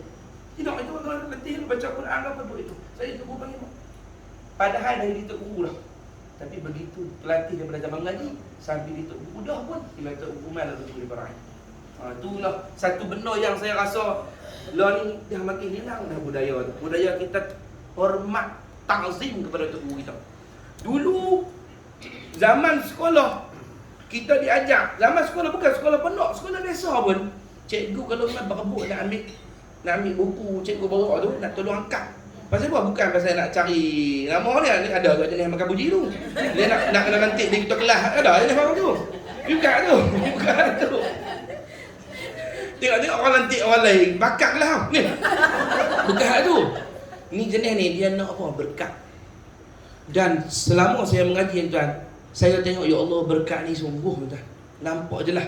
Saya bukanlah ilmu banyak, tapi apa tu buat tu saya ingat sampai lah saya ingat. Walaupun perbahasan kitab saya tak buka lama dah, tapi kalau orang minta saya huraikan, saya boleh huraikan. Berkat lah. Ilmu ni apa saya tahu. Berkat ni maksud dia, apa yang mengaji lekat ke hang lepas tu hang boleh beramal. Boleh beramal. Dulu zaman saya mengaji dengan almarhum Bapa Saleh, ni tak kata kata guru tarbiyah macam mana. Sejadah tu saya yang hampak. Babu hampak. Saya tahu kan. Kira kita akan duduk kat pintu kaca tu, kat surau Ar-Rahmaniyah tu, tunggu Bapa mai tak, sebab ada waktu Bapa tak keluar main rumah. Ada waktu Bapa keluar. Bila tunggu, tengok Tok Guru buka pintu kan. Duduk lilit serban kat luar tu, buka pintu. Kita sedia dah pegang sejadah. Ni dah. Bapa main sejadah warna hijau muda. Kapet terbaik tu, hilang kapet tu. Tok Guru meninggal, kena buat belang ni berkat. Buat belang ni berkat, curi. Mana nak berkat dulu? Curi. Mereka punya nak berkat, curi mana boleh. Yang berkat masuk rumah Tok Guru, ambil dua Tok Guru. Kosong mari. Berkat. Ni kat dia ni. Dia kapten dia tebal. Saya akan pegang dulu ni. Tunggu Tok Guru. Kalau Tok Guru tak mai, tak boleh dah mayang tu. Kira saya akan masuk sembahyang lambat sikit, pak tunggu Tok Guru takut kadang Tok Guru masuk rakaat pertama, kadang rakaat kedua, tunggu. Tengok Bapa mai lah. Bila Bapa mai langsung. Pasal bahawa siapa yang pak jadah boleh sembahyang sebelah Tok Guru. Hak tu kita nak. Ya Allah, betul saya ingat dia tadi tu seronok boleh main Tok Guru. Khusyuk gila-gila. Tok Guru kasar boleh tahan hati. Khusyuk tak faham kita. Dah Tok Guru mai, tak faham pak jadah. Tok Guru kan mayang kat pintu. Bapa Saleh akan masuk kat pintu ni. Dia mesti duduk belah pintu ni, pintu masuk. So saya nampak ni sama ada saya duduk belah kiri, kata duduk kanan. Cuma adat dia kalau betul kita masuk ke Tok Guru, kita duduk belah kiri, duduk belah kanan tu. Belah kanan ni bagi balik melekat dengan Tok Guru. Kita belah kiri. Kau saya akan semayang pintu. Nampaklah. Jadi bapa masuk. Bila bapa takbir yang masuk, kita latih ya Allah, bahagianya aku. Tak tahu bahagia sebab apa. Semayang tepi wali Allah. Tok Guru ya Allah. Saya latih dia, ya Allah Tuhanku, berkat Tok Guru ni, terimalah semayang aku ya Allah. Semayang aku dia tak khusyuk, tapi berkat Tok Guru, semayang tepi Tok Guru diterima. Lepas tu, orang yang pertama boleh salam, orang sebelah. Hak tu lah. Jadi habis semayang bapa boleh salam, saya akan duduk, tunggu. Kalau subuh lama, bapa bilik lama lah lepas pada subuh. Kita kata penuh satu kertas kalau macam bilik yang apa ni saya simpan bagi kat bapa. Banyaklah. Saya akan tunggu. Walaupun tak faham, tak apa, kita duduk. Amin. Kita tak sama. Alhamdulillah kita ya Allah, apa yang kau beri pada guru aku bagi aku juga ya Allah. Niat hati. Ya Allah, bagilah ilmu macam beliau, bagilah makrifah macam beliau, bagi tauhid macam nanti dah. Habis bapa tak dia tunggu tu nak. Dia kata angkat tangan doa. Bila dia angkat tangan doa, saya angkat kali. Bila kita angkat kali, dia ubah daripada doa seorang. Doa ramai. Kita angkat kali doa dia. Amin. Amin. Amin. Habis kita dia bapa tak dia nak salam. Dia suruh dulu. Cara orang Saleh dia tak tengok muka, dia suruh dulu. Sebab tawaduk dia malu, dia rasa malu, tak layak dihormati. Tu Bapa Saleh tawaduk. Salam. Kalau berebut salam. Dan itulah benda yang boleh saya seronok sekali. Tu lagi tu ayak duk berebut anak murid lawan tu ayak. Melimpah-limpah kan. Berebut. Orang tu rakam lagi. Depa punya berebut lu mengaji Ustaz Mahathir, berebut tu ayak sampai terlupa bulan Ramadan habis tu ayak kau. Meja Ustaz Mahathir tak minum. Berebut orang dulu mengaji. Kalau meja tu guru ni pakat berebut ridak siapa nak jadi alah. Allah seronoklah zaman ngaji dulu teringat. Berebut ni, siapa punya ridak nak buat alah supaya Tok Guru sentuh ridak dia. Tok Guru ngajar ni ridak, ni berkat. Ayat babak kalau babak orang berebut beli ayat. Sama babak kalau ngajar, satu ayat kosong, satu ayat kegemaran babak ayat oren. Bola gelas tinggi tu. Berebut beli ayat oren, aku tak tahulah banyak mana ayat oren hari petang tu. Kecil manis Tok Guru. Tapi abang kata, oi seronoklah mengaji dulu. Seronok dulu mengaji. Kita rasa hubungan murid dengan guru tu rasa macam anak dengan ayah, ditarbiah oleh seorang ayah. Ayah didik kita, bukan ayah badan, ayah rohani. Dia didik kita, dia ajak kita, dia buang penyakit kita, sampai kita boleh jadi orang yang dekat dengan Tuhan. Itu semua jasa guru lah. Buat anak ni tak boleh kita. Mudah-mudahan Allah Ta'ala bagi kita jumpa guru begitu, insya-Allah. Guru yang didik akhlak kita. Baba Saleh ni, saya nak cerita pada tuan bagi kita faham yang kata guru ni penting tak penting. Tuan-tuan boleh ambil ilmu daripada semua. Tuan-tuan ni ilmu bukan kena pergi masjid. Dalam WhatsApp dah ada ceramah macam-macam orang dah share. Saat ni ceramah ni. Ilmu boleh ambil watak. Tapi akhlak pribadi kita kena duduk guru yang betul, baru dia akan turun. Kena rapat pula hati kita, kena cinta kasih ke dia, baru panggil kita berjangkit ke dia. Sebab kita secara fitrah akan mengidolakan orang yang sayang. Kalau kita sayang orang tu, kita akan ikut dia. Itu Tuhan suruh sayangkan Nabi supaya apa? Ikut Rasulullah. Nabi suka warna hijau, dia pun cari baju warna hijau nak pakai. Ada satu warna hijau macam mana nak pakai apa? Nabi suka warna hijau. Nabi suka warna putih, dia cari. Nabi suka makan labu, dia beli labu, masak labu. Nabi ni cakap dengan orang lembut, dia belajar cakap lembut. Nabi ni orang yang tak sombong, dia. Nabi suka sedekah, kat budak-budak, dia pun beli coklat bagi budak-budak. Dia nak tiru Nabi bila dia sayang Nabi sallallahu alaihi wasallam. Baba Saleh saya ingat lagi. Dia rapat. Di antara peribadi beliau yang saya ingat, Baba Saleh ni orang yang cukup istiqamah. Tuan-tuan, mengajak tauhid di set 50 tahun tanpa gaji. Sekupang pun tak ada orang bayar. Kalau orang salam suruh dia sedekah tu ada lah, tapi banyak mana sangat. 50 tahun mengajak, tak ada gaji pun. Dia buat pondok tu bukan pakai duit orang. Cuma ada lah orang kampung main tolong sikit, hantar pasir. Yang seronoknya kata wali keramat ni mulut dia. Waktu Baba Saleh nak buat surau pondok, surau kayu, nak tukar ni surau batu besar, sebab orang dah ramai tak boleh tampung lagi, khaban surau tu lagi. Dia sebut, dia kata, saya nak buat surau pondok, surau batu. Dia surau kayu, saya nak buat surau batu. Sebut begitu. Dia tak sebut, tolong Zak buat sedikit himpunan sumbangan. Tak. Dia sebut begitu. Isu Cina berebut main tak pasiak lah. Yang kata Tok Wali ni orang kafir apa sayang kat dia. Tahu kata dia ni berkat, dia kata ada ong. Ong gede-gede. Dia kata ada ong. Orang kafir pun tak tu. Berebut main tak pasiak ni. Tak apa Baba Saleh. Lepas tu, tuan-tuan 50 tahun, siapa nak bekerja 50 tahun tak ada gaji tuan. Ini bukan kerja dengan makhluk lah ni. Ini kerja dengan Allah. Kerja dengan Allah. Dia kata selagi aku tak mati, aku mengajak dia orang kenal Tuhan. Sebab dia kata Pak Daim besar aku. Baba Saleh. Dia apa dia Tok Guru dia. Pak Daim besar aku sebelum aku balik daripada Mekah. Dia kata, Saleh, nanti mu balik mu tarik orang masuk syurga. Mu balik nanti mu tarik orang masuk syurga. Baba Saleh kata, Pak Daim, saya nak tarik orang masuk syurga dengan apa? Dengan ilmu kata. Dengan agama. Mu ajak tauhid ke orang. Bagi orang boleh tauhid, mu tarik masuk syurga. Dia kata aku ingat mana sampai hujung ayat. Atas kati pun mengajak. Dia kata bila aku nak berhenti mengajak, aku tak larat, aku ingat pada ayat Sa'ad. Saleh tarik orang masuk syurga. Orang ni kata ya Allah, dia turun dalam hati Tuan Saleh tu. Lekat.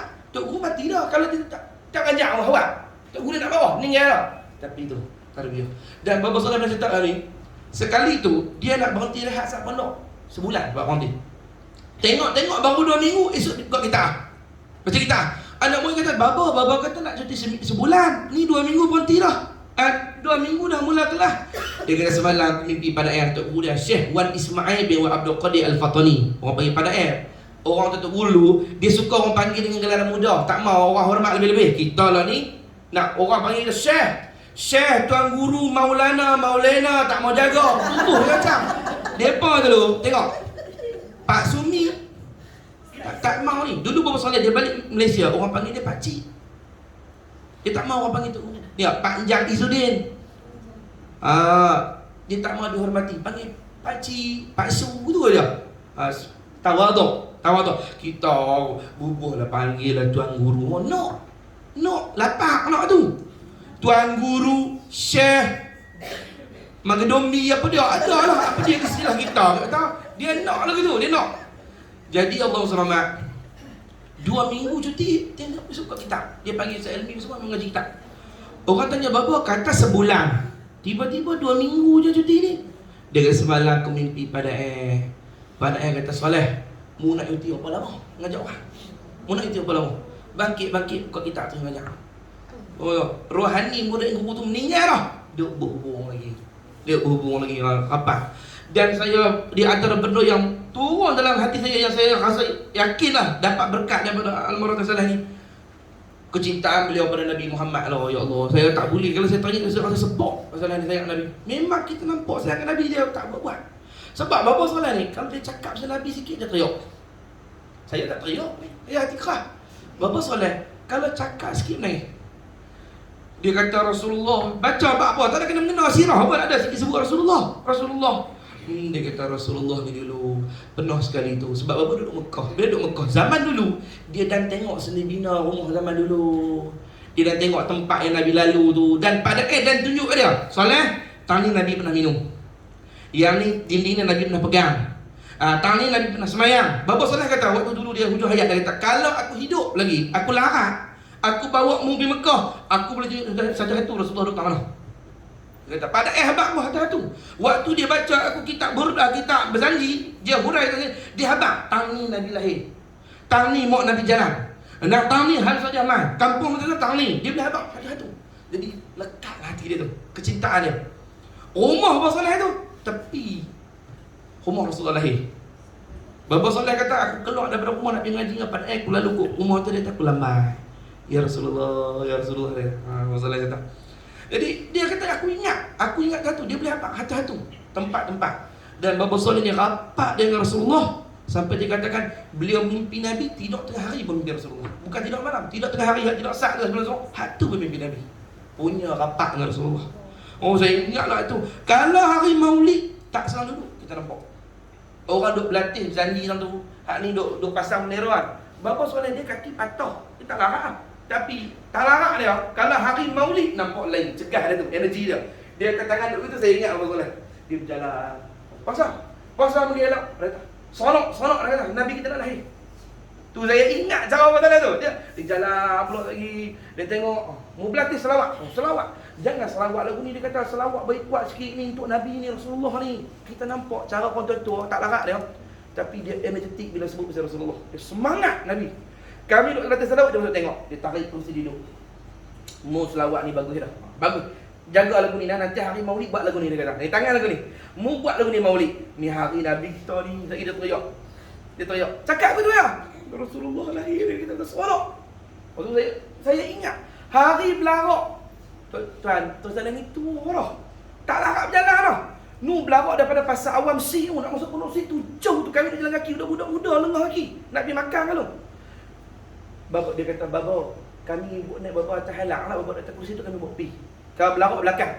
Dia kata, "Aku pun sayang ke Nabi, kamu je kata aku nak larak tu kata." Jauh. Saya tengok Bapa Saleh jalan, tetap boleh menangis tak nak jalan. Encok. Encok. Belarak juga budak-budak tu buka lah takut terenjak bawah kan. Saya duduk tepi, saya ingat saya duduk tepi kira duduk belah ni. Seronok tu tengok Bapa Saleh selawat. Nak riau tengok dia selawat. Dia selawat tak kuat suara dia orang tua, tapi kita rasa hati dia tu. Sallallahu ala Muhammad sallallahu alaihi wasallam sallallahu ala. Sagi dia riau, dia relah dengan ridha dia. Jalan pulak. Tengok dia belawak, kita belawak dah. Pasal lagu belawak dengan Rasulullah. Seronok rasa. Dia pernah kata, saya ingat dia kata, dia kata kalau kita ada satu tilam kecil warna hijau, dia kata, saya ingat kita bawa tak atas bala, kita junjung Rasulullah, seronok, dia kata, saya ingat ya Rasulullah. Saat dia masuk tu, dia cerita pasal Nabi, tuan-tuan, dia cerita pasal Nabi lahir macam mana, Allah seronok. Kita berasa lagu Nabi lahir depan kita. Macam nak nampak peristiwa tu, dia habaq satu. Saat dia cerita, dia riau. Dia cerita pula, dia riau. Ini kata, Guru-guru kita ni, kita ambil daripada dia. Kita bukan boleh buat cinta sendiri. Kita cinta buat apa? Guru yang cinta. Kita ambil cinta dia, tumpang kita sekali. Kalau tak ada Tok Guru, kita bukan cinta Nabi. Kosong hati kita ni, tak ada apa. Tapi bila duduk dengan guru ni, hati kita, ya Allah, orang sayang lah, sayang. Dan Bapa Soleh sebelum meninggal pun, saya ingat di antara perkataan beliau, Bapa Soleh dia kata, aku nak meninggal, dia kata, semalam aku mimpi Rasulullah dah, dia kata. Aku mimpi Rasulullah dah, dia kata. Rasulullah kata, aku ditunggu aku dah nak syurga. Kata, ya Rahman, ya Rahim. Elok Bapa Soleh kata lagu tu, esok meninggal. Esok meninggal. Betul macam mana dia kata. Dia kata Rasulullah tunggu aku dah nak syurga, kata. Kata, depa ni hati-hati depa ni pelik sungguh lah. Sayang ke Nabi. Inilah guru-guru mursyid. Guru-guru yang membentuk hati kita. Tabiuk daripada kering tak ada cinta. Dia didik kita. Penuh cinta hati kita ni. Dia sayang ke Rasulullah. Dengar nama Nabi nak menangis. Sebut nama. Dulu orang sebut, Tok Hati sebut, Innallaha malaikat. Dah siapa? Lah kalau orang sebut, Innallaha malaikat. Kita, Allahumma salli ala Muhammad. Orang sebut, tuan-tuan, kita akan salawatkan Nabi. Kita akan bangun tolak. Dia seronok, semangat. Orang tu tolak, dia pun tolak dengan lirik tak kena mampu happy. Dia nak salawat juga. Turun ke Nabi. Turun daripada Nabi tu, kerohanian tu turun dalam dada guru dia. Turun ke dia.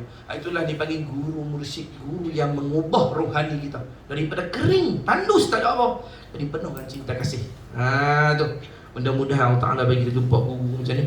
Dapat guru jadi alhamdulillah boleh bentuk hati kita, insya-Allah. Lagi dia kata apa? Bila jumpa guru sikit kita baca, dia kata, usahakanlah bersungguh-sungguh untuk menghindari dari berprasangka buruk dan lintasan yang jahat kepada guru. Boleh juga memohon bantuan guru jika didatangi gangguan-gangguan seumpama ini, agar ia boleh menunjukkan jalan keluarnya. Dan kadang-kadang bila kita duduk dengan Tok Wali ni tuan, setan ni jahat, dia kan mau duduk diam. Dia tengok kita duduk rapat dengan Tok Guru, dia bisik keluarkan hati kita. Pasal apa dia bisik tu? Nak bagi kita berhenti ngaji lah. Tok Guru ni betul ke? Tok Guru ni betul ke dia soleh? Jangan mohong apa. Tak. Dia bisik tu macam apa? Supaya kita berhenti mengaji. Bila kita berhenti, jaya lah. Dah kita jumpa guru betul lah. Dia kata dia ni kalau turut guru ni tak lama dia sampai ke Tuhan. Jadi wali. Aku tak mau lah ni. Dia pun bisik. Bila kita biar tak lawan ataupun kita iakan, betul. Dia guru ni tak betul. Guru ni salah. Guru ni jahat. Dia pun tinggal. Bila tinggal, berjayalah perancangan syaitan menjauh kita daripada wali-wali Allah orang salih. Itu hati-hati tu. Kalau tak boleh buang juga, pergi ada kot Tok Guru, saya ada penyanyi lintasan Luqman, lagu ni macam mana nak buang. Tok Guru akan habaq, buat macam ni, buat malam ni, buat begini, maka kita boleh hilangkan penyakit itu. Sentiasa memaklumkan kepada guru, tak ada apa jua yang berlaku pada diri ahli suluk. Mengadu kerohanian kita. Sebab tu adab kita kalau ada guru ni, kita mengadu, Tok Guru, saya ada mimpi bagian-bagian. Mimpi yang patut cerita lah, mimpi tak. Mimpi makan cendol apa cerita buat apa? Buang masa Tok Guru tu. Tak payah. Mimpi yang kita rasa ni ada isyarat. Contoh Tok Guru, semalam saya mimpi saya di kapal. Lepas tu depa turun saya dalam jahat, depa kambui saya. Apa maksud mimpi tu? Tok Guru pun tengok. Maksud dia begini, rohani kamu begini. Sebab mimpi ni ada setengah dia ada alamat. Ada tak ada alamat apa? Merapu ya. Mampu dia cerita lah. Tok Guru semalam saya mimpi saya minum air. Lepas minum air tu dahaga lagi, minum lagi. Apa makna dia? Tu tanda dia kamu dahaga ilmu. Kamu akan dapat ilmu yang banyak. Dia dah lah takwil lah mimpi dia tu. Dan kalau guru berhajat ataupun diizin bercerita, dia akan hurai. Kalau tidak, dia biar nanti waktu yang hurai mimpi tu. Kamu akan nampak dia masa mimpi tu. Itu ikut dia lah apa yang Tuhan suruh dia. Jadi guru jenis ni depa dapat. Guru jenis macam ni depa dapat isyarat Tuhan. Depa bukan gerak macam kita. Kita gerak kosong. Demo nak buat apa? Ada lintah.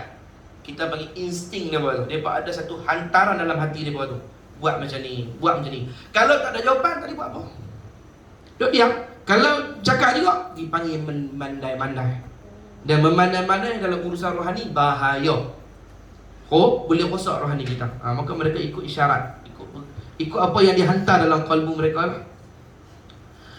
Kesetiaan tidak cukup hanya pada zahir sahaja, sedangkanlah hati penuh dengan kebencian. Yang dikatakan murid setia ni bukan sekadar mengaji duduk depan Tok Guru. Hati tu kena cinta kat Tok Guru, baru kita panggil setia. Kadang-kadang duduk depan Tok Guru dah, hati duduk tak senyap. Mana dia duduk depan Tok Guru ni habis macam pengantin duduk depan Tok Guru. Bersopan. Ada je tu. Sebab Tok Guru ni duduk ni. pengantin tu lah. Dia ada banyak guru. Badan, hati pun kalau begitu cinta pada Allah. Baik guru. Ni Zohir dapat begitu. Mulut pun baik tu. Nanti tak kena. Dia buat tak kena, dia tak hati orang tu. Macam mana tu? Aduh, kesetiaan tu bukan hanya pada Zohir, tapi hati pun dah benci bukan. Tapi hati dia cinta. Bahkan sebenar-benar setia ni hati cinta. Sebab tuan-tuan bukan boleh duduk 24 jam untuk guru. Tok guru tu contoh lah, kita pergi ambil amalan tarikat daripada tok guru. Tok guru tu orang calon contoh. Tok guru tu orang Melaka. Bukan nak hidup kita orang Kedah. Yang penting tu hati kita, kasihkan dia, ingatkan dia, fatihahkan dia, doakan dia, selalu rujuk dia masalah apa, telefon ke apa-apa. Tu cara hubung. Tu cara orang dulu hubung. Bukan badan ni, kalau badan ni kena tok guru tu mesek mampu hamba. Tok guru tu mesek, apa dah orang Malaysia mampu nak pergi dah. Bukan murah nak mesek tu. Tu. Hati ni kata, keingkaran murid kepada guru hanya merosakkan diri. Ini berbahaya. Dia kalau jumpa guru yang mursyid betul, kalau kita ingkar dia bahaya. Tapi kalau guru biasa tak apa lagi, takkan hilang berkat apa. Kalau guru mursyid ni berbahaya ni. Janganlah duduk di mana-mana majlis guru lain kecuali dengan izinnya terlebih dahulu. Ni dalam kitab sebut. Yakni guru mursyid. Kalau guru mengaji kitab, hang boleh banyak. Guru mana boleh mengaji. Tapi guru yang hang ambil tarekat, yang hang duk suhbah dengan dia, hang tak boleh pergi cari guru mursyid lain kecuali dia izin. Pasal apa? Pasal kalau dia guru mursyid ni, guru yang kita sah dia, kita mutlak suruh dia didik. Tiba-tiba ada dua guru, macam mana nak sah mutlak? Jadi kena bahagi sikit. Setengah ikut guru ni, setengah ikut guru ni, hati kita. Mana boleh? Tuan-tuan boleh tak menghadap dua kiblat sekali? Kaabah tu Baitul Maqdis dulu, sekali, dua-dua. Nak hadap mana? Nak hadap mana ni? Kaabah belah nu. Baitul Maqdis berlawan. Takkan ada tamayang macam mana?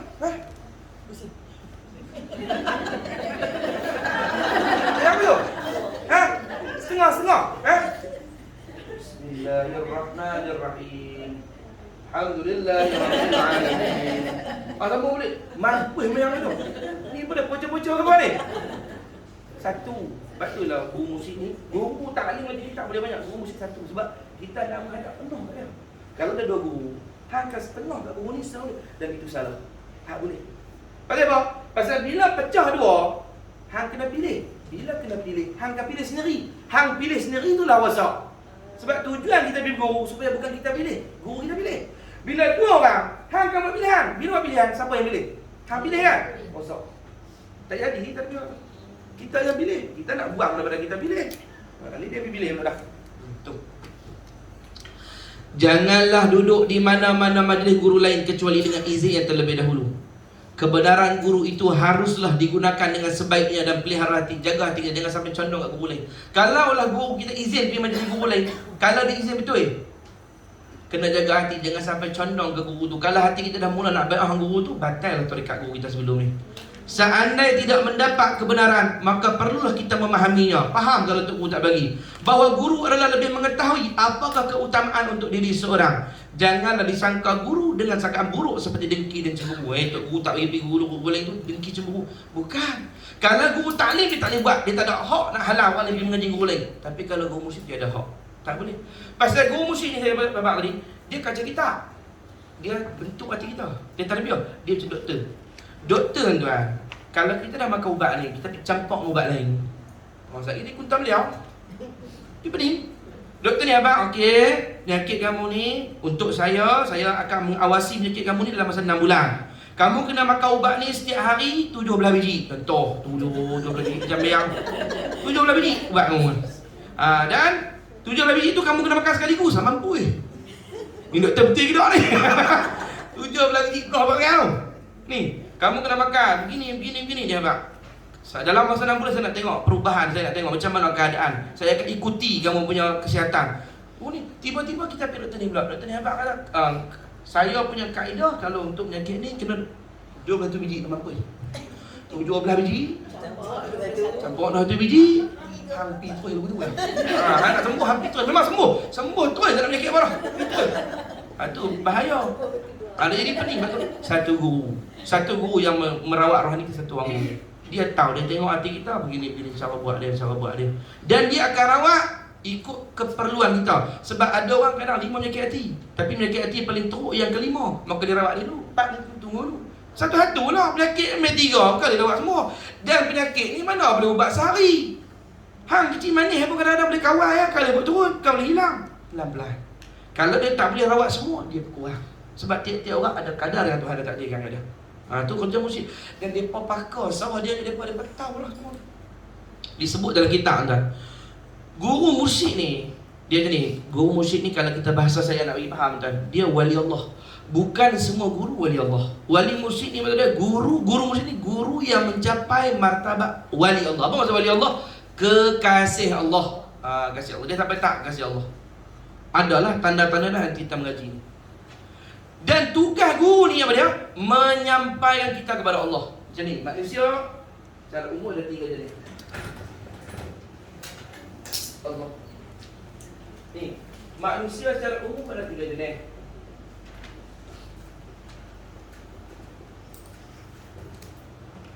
Manusia ada 3 bahagian. Ada 3 bahagian dalam utarah ni. Manusia ada 3 bahagian. Satu nama dia ahli dunia. Ahli dunia. Yang kedua nama dia ahli akhirat. Ahli akhirat. Yang ketiga nama dia ahli Allah ataupun ahli Allah. Ahli Allah.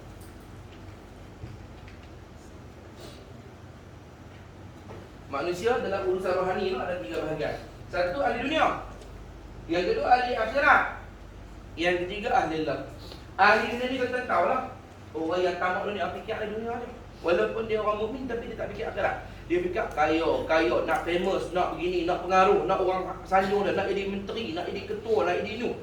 Kalau tak macam tu, dia fikir dunia lah, ahli dunia. Ni ada tu juga, tu lah. Siapa ada kawan, coach dia. Apa yang duk coach dia dalam bisnes ahli dia. Tu guru dia juga. Yang kedua ahli nama dia guru ta'lim. Guru agama. Ni untuk ahli akhirat. Ahli akhirat macam mana pula ustaz? Ahli akhirat ni orang yang tamak pada akhirat, nak masuk syurga, nak dapat bidadari, nak selamat daripada mahsyar, tak mahu kena azab neraka. Ni ahli akhirat. Dia kandung akhirat. Hak ni siapa ajak dia? Tok guru dia. Tok guru dia kena cari guru agama, baca kitab, dia saya hari baca kitab. Boleh tak? Guru agama. Ajak akhirat. Cara betul-betul semayang, supaya tak kena masuk neraka nanti, cara puasa, cara ni, tasawuf, tauhid, guru akhirat. Kalau ahli Allah ni, ahli baru guru musik. Kita kena cari guru musik baru dapat. Baru dapat sampai. Ahli Allah ni nazar. Ahli dunia ni dia nak dunia. Ada akhirat. Ahli Allah, dia tak mau dunia, dia tak mau akhirat. Dia nak apa? Allah. Dia nak Allah aja. Wali-wali Allah ni hati dia bukan dia makhluk. Dia pun tak ada akhirat dia daripada Allah. Nak Allah. Macam mana pun aku nak Allah, yakni aku nak kenal Allah. Aku nak makrifat kepada Allah. Ni adalah akhirat. Ahli Allah. Inilah kita panggil sebagai istilah dia ni wali-wali Allah. Dia kata ustaz, takkan dia pun tak mau ni? Bukan kita kalau nak syurga tu kira nak Allah juga ke? Bukan kalau nak lepas neraka tak mau kena azab tu kira nak akhirat dan Allah.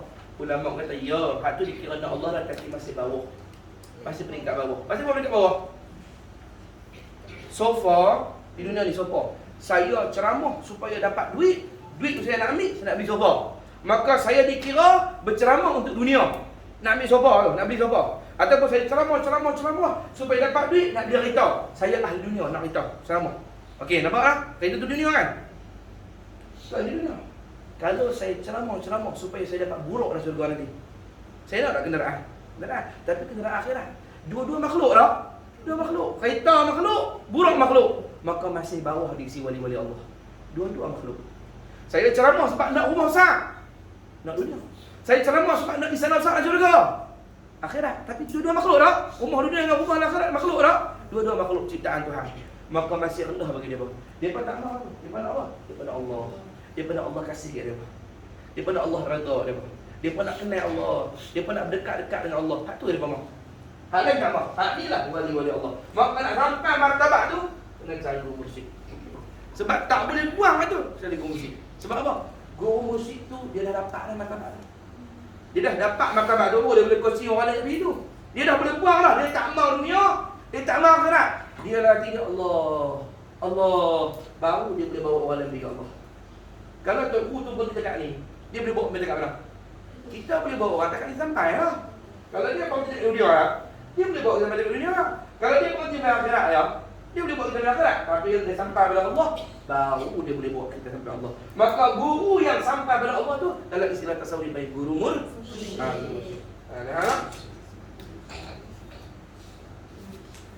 Allah. Dan disebut dalam kitab, saya tengok dalam kitab disebut, guru mursyid ni dia perantara di antara kita dengan Allah dan Rasul. Dia perantara. Macam mana perantara? Bagi pula. Nak kena buat panjang ni. Sikit sabar tuan. Kalau kata bila nak mati pun lemah ni. Tak. Sikit. Esok lah. Sini kan.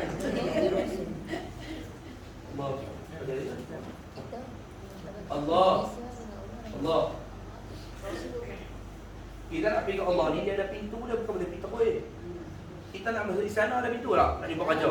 Tak, ada kabel tak? Ada laluan tak? Kau boleh masuk ikut dan? Tak boleh. Maka pintu nak pergi ke Allah ni nama dia Muhammad Rasulullah sallallahu alaihi wasallam. Nabi kita. Siapa nak pergi ke Allah tapi ikut Muhammad, Tuhan buang kan? Tak terima. Contoh, dia nak pergi ke Tuhan, semayang tapi tak mengikut cara Nabi semayang cara sendiri. Boleh tak? Tuhan terima semayang tak? Tak, kena ikut Muhammad.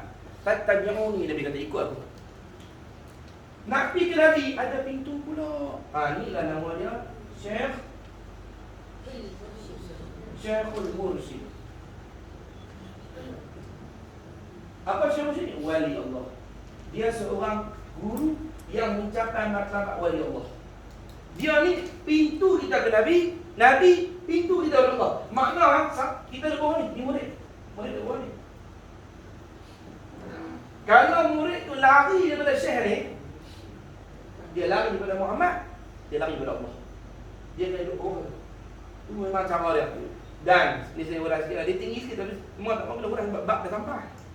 Allah ketika dia nak bagi anugerah kepada kita, dia bagi siapa dulu? Dia bagi siapa? Dia bagi Nabi. Ni anugerah Allah turun ke Nabi. Anugerah. Bagi Nabi. Nabi dia bagi siapa? Dia bagi ke guru mursyid kita. Guru mursyid kita baru bagi kepada kita. Itu memang kaedah tu. Ni, turun. Sebab tu tuan nak masuk syurga ni dia nak tahu kata betul anugerah Allah. Yang boleh masuk dalam syurga sebenar-benar betul siapa dia? Dia akan betul-betul. Syurga siapa buat? Allah. Jadi syurga hak siapa? Allah. Jadi yang betul-betul boleh masuk dalam syurga siapa dia? Allah. Tapi pasal apa dia akhirat esok? Allah tak suruh macam dia. Allah suruh pergi ke Muhammad. Siapa nak masuk syurga? Minta Muhammad. Muhammad boleh masuk syurga. Pasal apa? Pasal Allah agih ke Nabi. Macam kita tahu apa? Bajet. Dia bagi kawan tu. Tolong agih kat orang kampung. Lalu tu. Allah bagi ke Nabi, Nabi akan agih di akhirat esok. Nak masuk syurga minta ke Nabi. Pasal apa? Kalau Allah nak memuliakan Nabi, nak abang kata hebat Nabi dekat dengan tahap tu, aku bagi Muhammad. Dan Nabi kata, innama anal qasim wallahu mu'ti. Wallahu yu'ti. Sesungguhnya Nabi kata, aku ni sang pembahagi, Allah yang bagi. Aku ni pembahagi, Allah yang bagi. Allah bagi aku bahagikan. Makna kata, kalau kita nak minta ke Allah, kena pergi tahu? Nabi, dia akhirat esok pun. Padahal hari akhirat itu hari Allah. Maliki yaumiddin, dialah pemilik hari tu. Tapi dia suruh ikut Muhammad. Dia minta ke Muhammad, dia tak suruh kat dia. Minta ke Muhammad. Maka ulama kata, kalau macam tu, bukan di akhirat, daripada dunia pun Allah bagi kat Muhammad pada awal. Kenapa minta kat Muhammad? Bukan Muhammad yang bagi, siapa bagi? Allah. Tapi lalu ke Muhammad tu saluran dia. Nabi kita pula balik ke guru kita. Syekh Mursyid ni yang wali Allah Ta'ala yang tak ada kita ni. Syekh Mursyid ni yang bagi kita. Maka ulama kata, bila daripada atas turun ke bawah lalu kot ni, nak naik daripada bawah ke atas pun ikut dia juga. Jadi kita nak pergi ke Allah, kena pergi guru mursyid. Guru mursyid kita bawa pergi kat Nabi, Nabi bawa pergi ke Allah. Itu ada dalam itu. Sebab itulah kita kena banyak salawat. Kenapa? Siapa nak bawa kita pergi ke Allah lagi? Nabi. Siapa tak malas salawat? Semayang saja, dia duduk kira semayang tu. Semayang dia tak layak bawa dia pergi ke Allah. Yang boleh bawa dia pergi ke Allah Nabi Muhammad SAW. Kita doa. Kalau kita ada guru mursyid ni, Syekh Musyid ni doa kat Tuhan supaya dia jumpa guru yang betul-betul wali Allah. Bila kata doa, tadi saya kata daripada atas turun bawah, malaikat ni kan di atas. Bila kita doa kita mana naik guru kita ni. Guru kita ni dia bawa bayang kepada Rasulullah yang bawa naik ke Allah Ta'ala. Memanglah itu adab dia. Sebab tu disebutlah kitab, satu hari guru Musyid ni 70 kali naik langit. Rohani dia, bukan badan dia. Badan Nabi kita ni tadi, Nabi Muhammad yang Isra' Mi'raj naik ke langit. Ada roh, maka seluruh nabi-nabi dan wali-wali pernah mi'raj. Rohani dia naik satu hari 70 kali. Buat apa nak? Buat apa je boleh dia naik? Duk angkat doa kita dengan ibadat-ibadat kita. Tamayang Allah Akbar. Habis mayang kita ni kalau ikut lempak lama lah. Bukan ketahuan pun jom mayang. Tak tahu makna dengan menguap 17 kali pun. Tak tahu apa. Tapi apa kerja guru? Dia ambil semayang kita ni, dia bawa naik ke Nabi. Ya Rasulullah, ni anak murid saya semayang ni. Semayang dia ni tak apa elok, tapi saya minta jasa baik demi sayang Tuan pada saya. Sebab dia wali Allah, Nabi sayang kat dia. Kita tak apa. Nabi sayang kat dia. Dia semayang kita, ni anak murid saya semayang ni. Tapi kita ada anak murid hang buat naik aku. Nabi pula, ya Allah, ni umat aku punya semayang. Dia tak ni, tapi guru dia bagi aku. Aku pula harapan dia apa? Aku nak buat naik kat hang ya Allah semayang ni. Buat naik. Tu cara dia. Sebab itulah kita tawasul, duk minta, duk tumpang Nabi ni. Tiap-tiap tu tumpang Nabi. Tak ada apa-apa tumpang Nabi. Jadi satu hari 70 kali guru mursyid rohani duduk naik tu hantar ibadat dengan doa kita. Manusia paling sibuk di muka bumi, wali-wali Allah. Nampak duk relax ke, duk berehat atas katil, tak rehat. Rohani duk naik. Naik tu lah. Kadang-kadang awliya Allah tu letih. Letih tu bukan pasal badan dia tu. Tak ada usia rumput, apa duk relax lah. Rohani dia tu. Faham tak? Rohani dia tu nak. Dan Allah SWT, ulama kata sampai ke tahap dalam kitab sebut, bukan sekadar amalan, dosa kita pun dia yang boleh tebus minta ampun. Oh sibuk, manusia paling sibuk. Kita buat dosa, kita tak istighfari. Dia tak istighfar kita lah. Kita buat dosa ni, buat dosa apa? Tak istighfari, tak menyesal pun, datang pun istighfar, tapi lambat. Dosa jadi, yang kata guru musyid sebut dalam kitab, dia nampak lintah dosa dia tu. Bukan dia nak tengok. Bukan, ni nampak dosa dia buat hari ni. Bukan lagu tu. Allah bagi nampak. Dia macam mak-mak naluri ibu kan. Kadang-kadang dia doa-doa Tuhan bagi nampak anak dia buat tak kenal apa, mimpi ke apa. Soalan lagu tu saya bagi nampak. Tak kita tak faham, saya nak faham. Dia nampak macam satu flash, satu gambaran. Murid dia tengok dosa. Nampak dia tu bawa dosa tu pergi menghadap Nabi minta ampun bagi pihak umat, bagi pihak nak murid dia. Nabi ampun, Allah ampun. Pak Allah ikut Rasulullah. Dibayangkan satu hari kalau 70 kali buat dosa, 70 kali tu guru tu duk buat minta ampun. Penatnya dia, tapi sikit tak bunyi. Kata-kata wali-wali Allah Ta'ala. Dia mewarisi perangai Rasulullah tu. Tiap-tiap kali kita buat dosa, siapa nak minta ampun? Oh, Nabi kita SAW. Kan Nabi kata apa? Bila umat aku buat dosa, dibentang dosa daripada aku, maka aku minta ampun kepada Allah dosa dia. Kalau dia buat baik, dibentang baik dari aku puji ya Allah. Ya Allah, terima kasih bagi umat aku buat baik. La ilaha illallah Muhammadar Rasulullah. Itu yang disebut dalam kitab. Waktu Nabi kita dalam kitab sebut, waktu Nabi kita Mi'raj, Nabi kita naik sampai ke Sidratul Muntaha, Nabi kita nak buat kasut. Tuhan kata, Muhammad, nak buat apa tu? Dia kata, ya Allah, nak buat kasut lah. Sebab dulu saya teringat Musa waktu jumpa hang di Tur Sina, cakap dengan hang, bukan jumpa, cakap ni nak melihat Allah ni lagi tinggi. Cakap dengan hang di Tur Sina, hang suruh cabut kasut lu. Fakhlaqna alaik, cabut terompah engkau hai Musa, innaka bil wadil muqaddas tu, engkau berada di lembah yang suci. Ni saya nak Sidratul Muntaha lagi mulia, saya kena buat kasut. Apa Tuhan kata kat Nabi Muhammad? Ya Muhammad, innama Musa mukhatib. Musa tu orang yang cakap aku. Wa antal habib, kau kasih. Wa Musa talib, Musa tu nak aku. Wa antal matlub, engkau aku nak. Aku yang nak kau. Wa Musa, Allahumma salli ala sayyidina Muhammad. Allahumma salli ala Muhammad. Oh, saya terlupa dah. Nabi. Saya terlupa ada lagi. Tuhan puji Rasulullah. Bila Tuhan puji itu, Muhammad, naiklah engkau dengan kasut-kasutmu. Demi sesungguhnya tidak ada yang ada pada engkau kecuali semua aku cintai. Kasut-kasut engkau begitu. Naik. Pijak Sidratul Muntaha, kasut Nabi halus suruh. Pijak. Bila pijak Tuhan kata sa'al, apa ni Allah SWT salni, minta pada aku. Nabi minta apa? Awal itulah waktu Mi'raj tu Nabi kita kata, ya Rabb, wahai Tuhanku, tidaklah aku meminta kepadamu pada hari ini untuk orang yang mengandungkan aku, Aminah binti Wahabin. Dan tidak pula aku meminta kepadamu pada hari ini untuk isteriku yang menemaniku, Khadijah binti Khuwailid. Dan tidak pula aku merayumu pada hari ini untuk anakku yang kucintai, Fatimah binti Muhammad. Tidak. Tapi hari ini aku minta kepadamu li ummati, untuk umat aku. Aku nak minta untuk umat aku ni, special. Mak aku tak minta. Aku tak minta dia selamat. Di secara ni berdepan aku ni, aku tak minta. Bukan untuk anak, bukan untuk isteri. Aku minta li ummati, untuk umat aku. Bila Nabi kata lagu tu, ya, Tuhan kata langsung, ya Muhammad, aku berjanji dan bersumpah tidak mengecewakan kau fi ummatik, dalam urusan umat kau. Aku takkan kecewakan hang dalam urusan umat hang. Aku akan bagi gembira. Bila kata lagu tu, ya, Allah kata kepada Nabi kita Muhammad, sambung Allah kata, wahai Muhammad, engkau Nabi yang rahim, Nabi yang rahmah, Nabi yang sayang kepada umat. Wa ana rabbun latif, aku ni Tuhan yang maha lemah lembut. Hang Nabi yang penyayang, aku Tuhan yang maha lemah lembut. Hang jangan risau.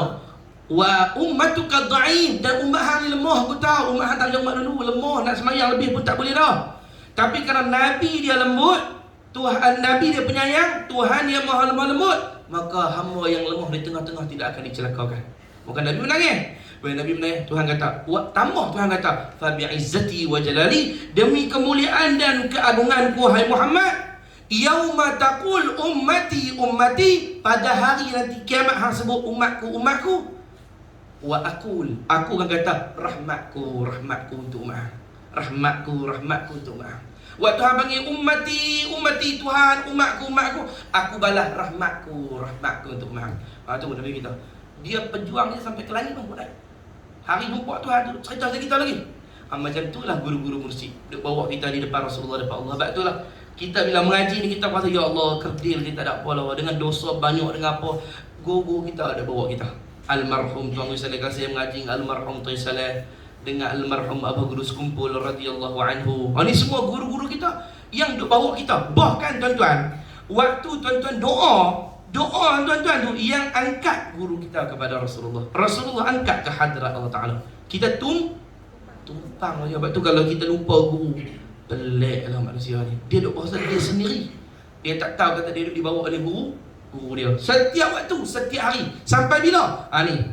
Sebelum kita berhenti pengajian ni, disebut dalam kitab. Sampai kalau kita jumpa guru mursyid tu, dia yang akan talqin kita bila kita nak meninggal nanti. Lah tak nampak. Bila tuan-tuan sakaratul maut, kan hijab terbukaan. Kita nampak syurga neraka tidak nanti. Allah dah bulat. Sebab tu kita nampak syaitan. Kita nampak syaitan tu, syaitan bisik kita.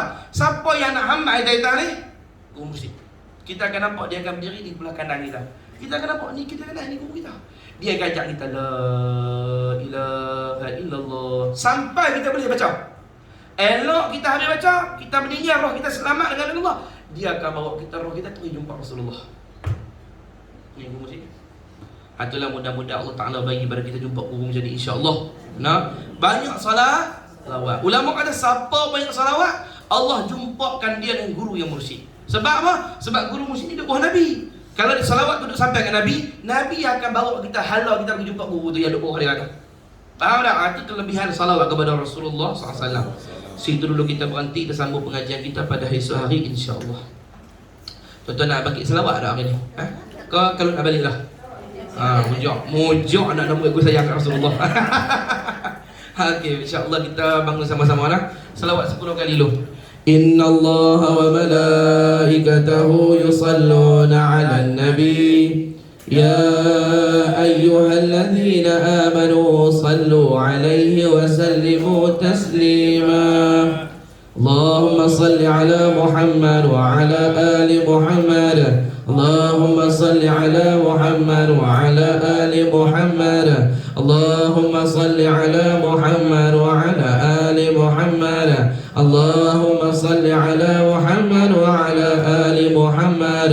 اللهم صل على محمد وعلى آل محمد اللهم صل على محمد وعلى آل محمد اللهم صل على محمد وعلى آل محمد اللهم صل على محمد وعلى آل محمد اللهم صل على محمد وعلى آل محمد اللهم صل على محمد وعلى آل محمد إن الله وملائكته يصلون على النبي يا أيها الذين آمنوا صلوا عليه وسلموا تسليما لبيك اللهم لبيك الله يا نبي سلام عليك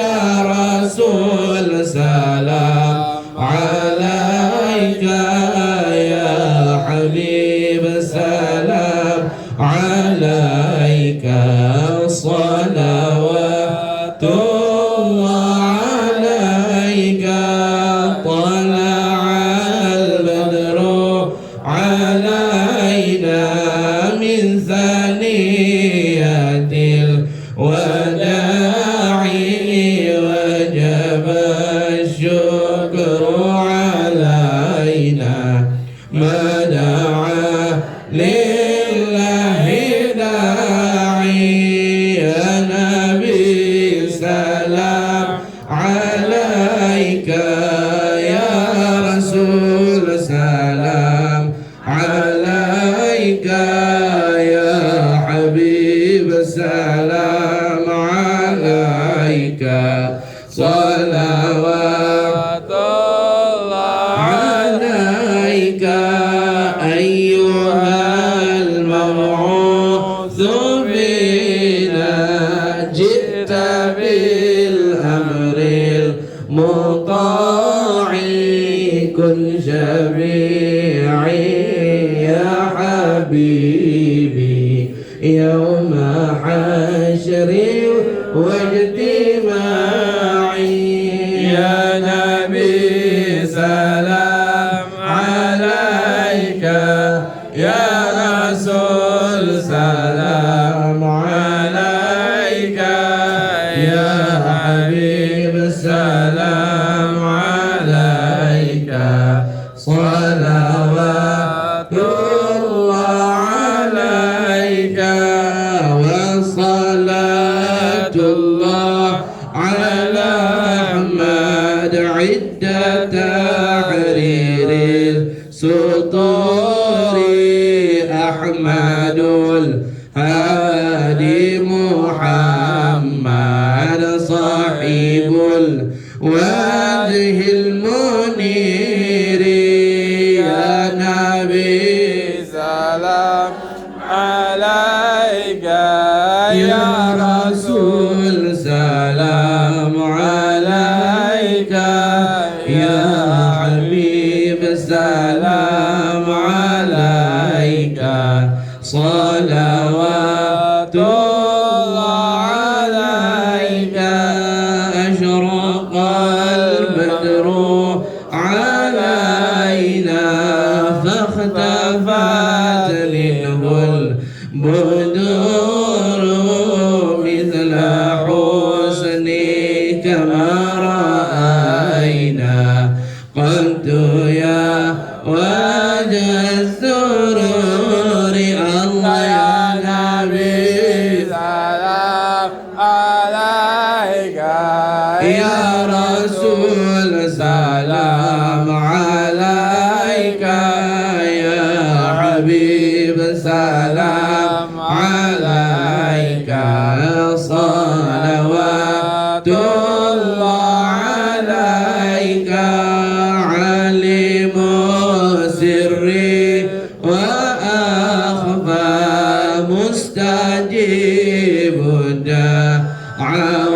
دعواتي ربي ارحمنا جميعا بجميع الصالحات الله يا نبي سلام عليك